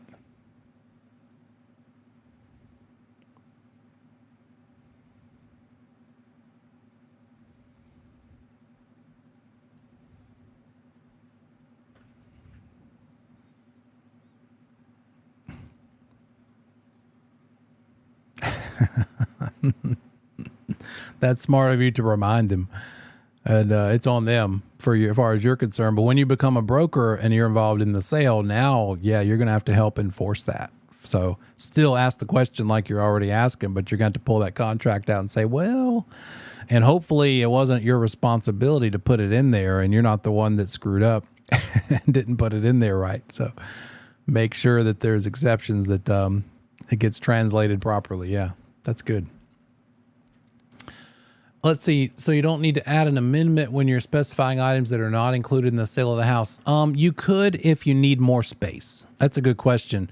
She's talking about there might be a whole separate document that you could say, see addendum A. And that would certainly be something that could be useful. However, as long as you can fit it on those 3 or 4 lines, you're okay. If it's something more elaborate, like a business that had a bunch of kennels or whatever, then obviously you could reference, there's a place in the contract that lets you add additional addenda. So if you needed the more room, you could do that. Good thinking. You're welcome.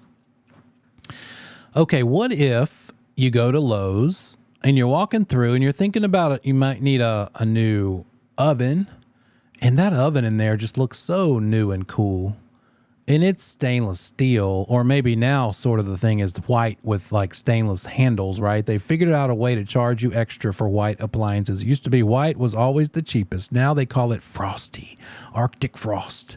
So it's white with like stainless something. And they're like, oh, now that's an upgrade. How did you do that? You're brilliant, you marketers, you. So you're like, well, gosh, I don't want to replace my dishwasher that broke and it just going to clash with the microwave. Let's just get the whole kitchen replaced. We don't have enough cash for that. Oh, easy financing, right? For low price of $15,000, that just means like $500 a month because we'll let you put it on credit. Now, besides the fact of whether or not Dave Ramsey would like that choice or your CPA, what does that mean to real estate? It means that even though that microwave might be installed and that oven might be installed and officially a fixture, because it ain't yours yet, because you still owe on it, then it's not real property. Financed appliances are still personal property until they're paid in full. So one of the things that you'll have to do when you list a property is ask the seller. It's right there in the listing agreement. You can look for it yourself. It's right there in the Google Drive, and say, oh, by the way, are all of your appliances paid for? Because we need to make sure that gets settled up. The attorney's going to find it. By the way, it'll probably be listed when the attorney does the title search. We'll learn what that means later. They'll see, oh, they have a whole outstanding credit line for the appliances to Lowe's. Therefore, what's going to be the balance due at closing?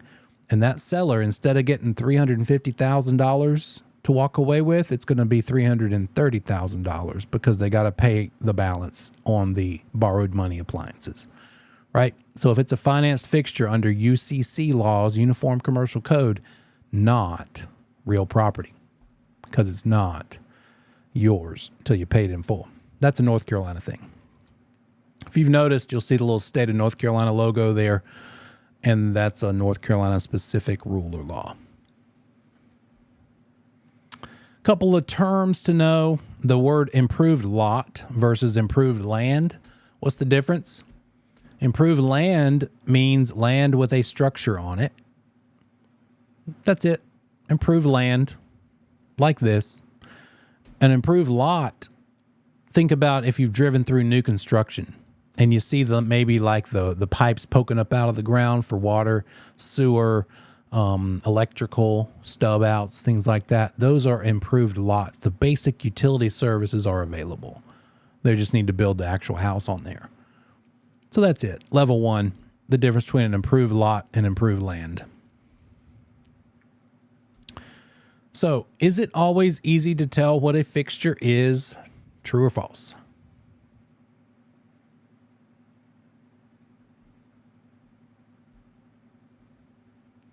Not always easy. There's some things that can happen, causes a lot of disputes. Let's talk about this phenomenon. This house was born with wheels. When it was built on a frame.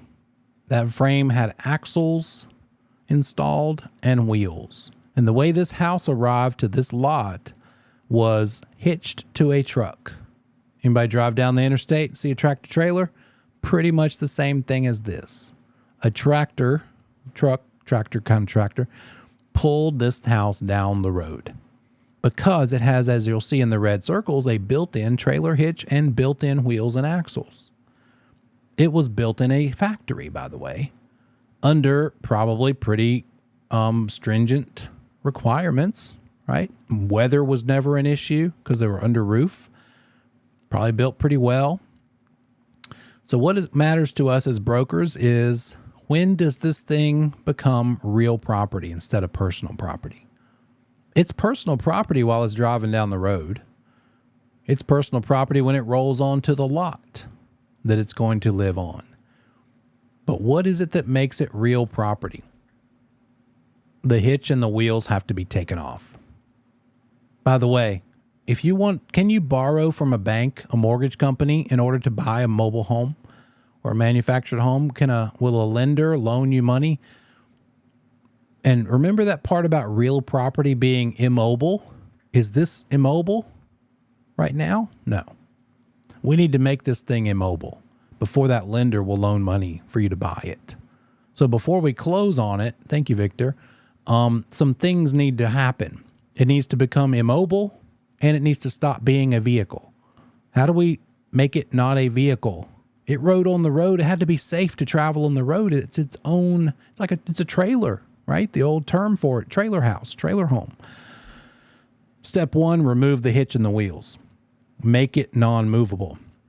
Step 2, attach it to a permanent foundation. You'll see a bricked up rectangle, and they'll plop it right on that bricked up rectangle. Now it's attached to the ground, does not have things that make it portable. The hitch is gone, the wheels are gone, but we're not done.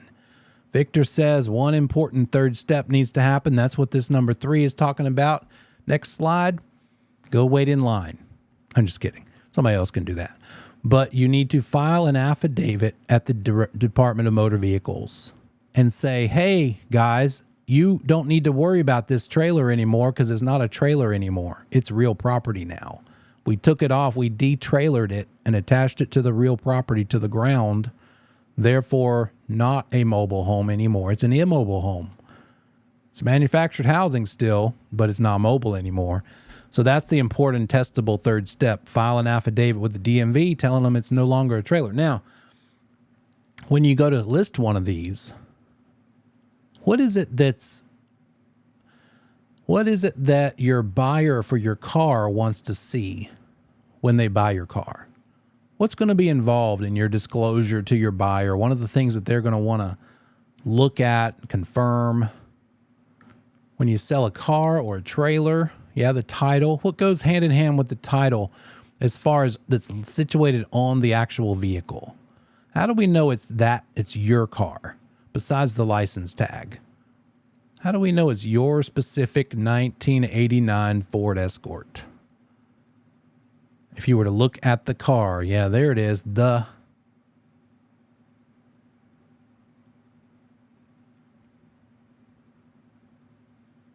registration has a number on it. What's that number? The VIN number. You got it. That vehicle identification number is also on a mobile home. So when you sell a mobile home, list a mobile home, you need to identify and find that thing. It's usually either around the circuit breaker box on the inside, maybe on a plaque or a plate. It might also be on a plate on the outside around the foundation level, toward the bottom somewhere, one of the short sides perhaps. And if it's a double wide, guess what? 2 VINs, 2 vehicle, because it had 2 sets of wheels, 2 hitches. It came on with 2 different tractors pulling it down the road, right? So that's what you're doing when you file that affidavit. You're saying, here's the VIN number, and now it's no longer a trailer. And when you're listing it, you need to identify and write down the VIN number and record it for the transaction. Let me see if I can show you where. There's a place for that. We'll cover that when we get to contracts.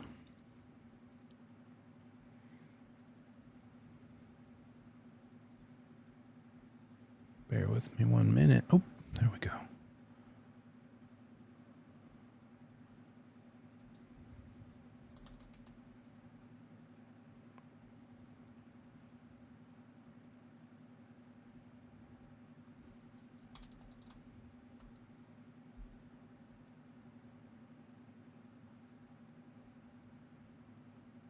Here we go.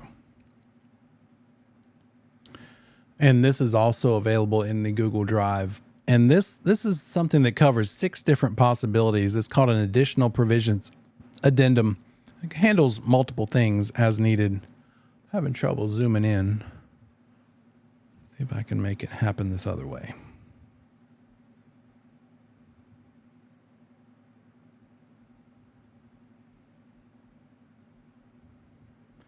Won't let me pinch to zoom.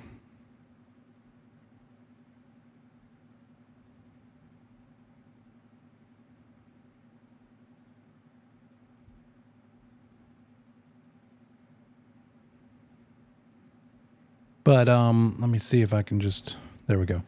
Top of the second page, I don't know if you can see it, but it says manufactured mobile home. Property shall include the following mobile home. Here's VIN number 1. Here's VIN number 2, if applicable. Might be a triple wide. So wherever you need a VIN number to be recorded, this would be an addendum attached to the contract, the offer to purchase in the beginning, to say this is a mobile home, manufactured home. Here are the VINs. Make sure we get those in there. And then as a broker, you want to ask the seller, oh, you want me to list this thing? Okay, do you have proof that you filed the affidavit? You might even need to contact DMV yourself and figure it out. But you need to report and list it that way. Say, hey, this thing is not yet recorded with the DMV. That could be a big deal. So that's just part of it. Test question, what's involved to make a mobile home, turn it from personal into real? By the way, what's the word for turning something from personal into real?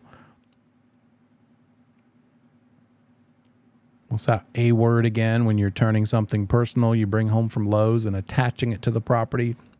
A different A word. Annexation. You're annexing this thing. Step 1, remove the hitch and wheels and axle. Step 2, attach it to a permanent foundation. Step 3, file it with the DMV. That's the test question. Now, modular homes. Anybody familiar with the term modular home? It's not the same thing, because what's the difference? It matters what makes it real property. To us as brokers, all we care about is what makes it from personal into real. Have you seen the modular home driving down the road? It does not have its own wheels. It comes on the back of a tractor trailer. It never had its own hitch or wheels. It rode on the back of a tractor trailer. It's built in a factory to state building codes. Some might say built even better than an on-site house because it's weather controlled. It's never going to turn gray from getting rained on for 3 months and nobody working on it. It's governed by North Carolina general statutes. And it becomes real property when you put it together on the foundation on the site. That's it. Now it's real property. No DMV required. That's the big difference between manufactured and modular. You don't have to file anything with the DMV for these because they never had a hitch. They never had axles or wheels. It becomes real property when it's put together on site. It's probably going to look something like this. Don't know why I have a square there. I need to get that off there. But these pieces, these sections, they look like mobile homes, but they never had hitches or wheels. They just ride as sections on the back. In this case, this one's like 5 pieces. It's a bigger one. Once it's put together, you'd probably never guess that it's modular. Even the smaller ones look a lot better now. Back in the day, if you went inside, the center wall would be extra thick, double the thickness. But now they work so much better. They've done such a better job of eliminating those little clues that you kind of don't know. Now, there are two different kinds of modular home. There's one called an on-frame, and then there's another called an off-frame modular home. Frame being like the frame of a vehicle. So an off-frame might be considered might be more attractive to some people. If you talk to an appraiser, here's the other issue we run into as brokers. What's more valuable?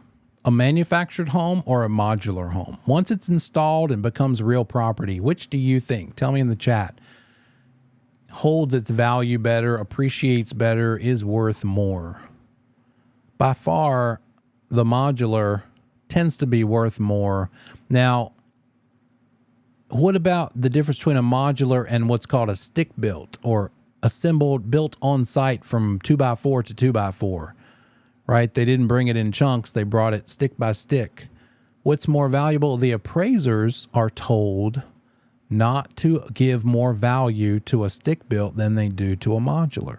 So the appraisers are told and are supposed to appraise the property by the same standards, the same adjustment amounts. However, does that mean a buyer in the open free market, when they find out it's modular, might still refuse to pay the same price as they would if it's stick? The appraiser can't control that, really. If the buyer's not willing to pay as much, that's part of the process, right? Just because the appraiser gives it the same value doesn't really affect what a buyer's willing to pay or not pay in the open market, right? But Kirsty goes right to the point. You absolutely have to disclose it. She says, do you have to disclose if it's a modular home? Yes. You have to say, is it modular? Is it mobile manufactured? Got to tell which of those. Is it stick built? So you should see that. You should have that out there and tell that. And that's why all this matters.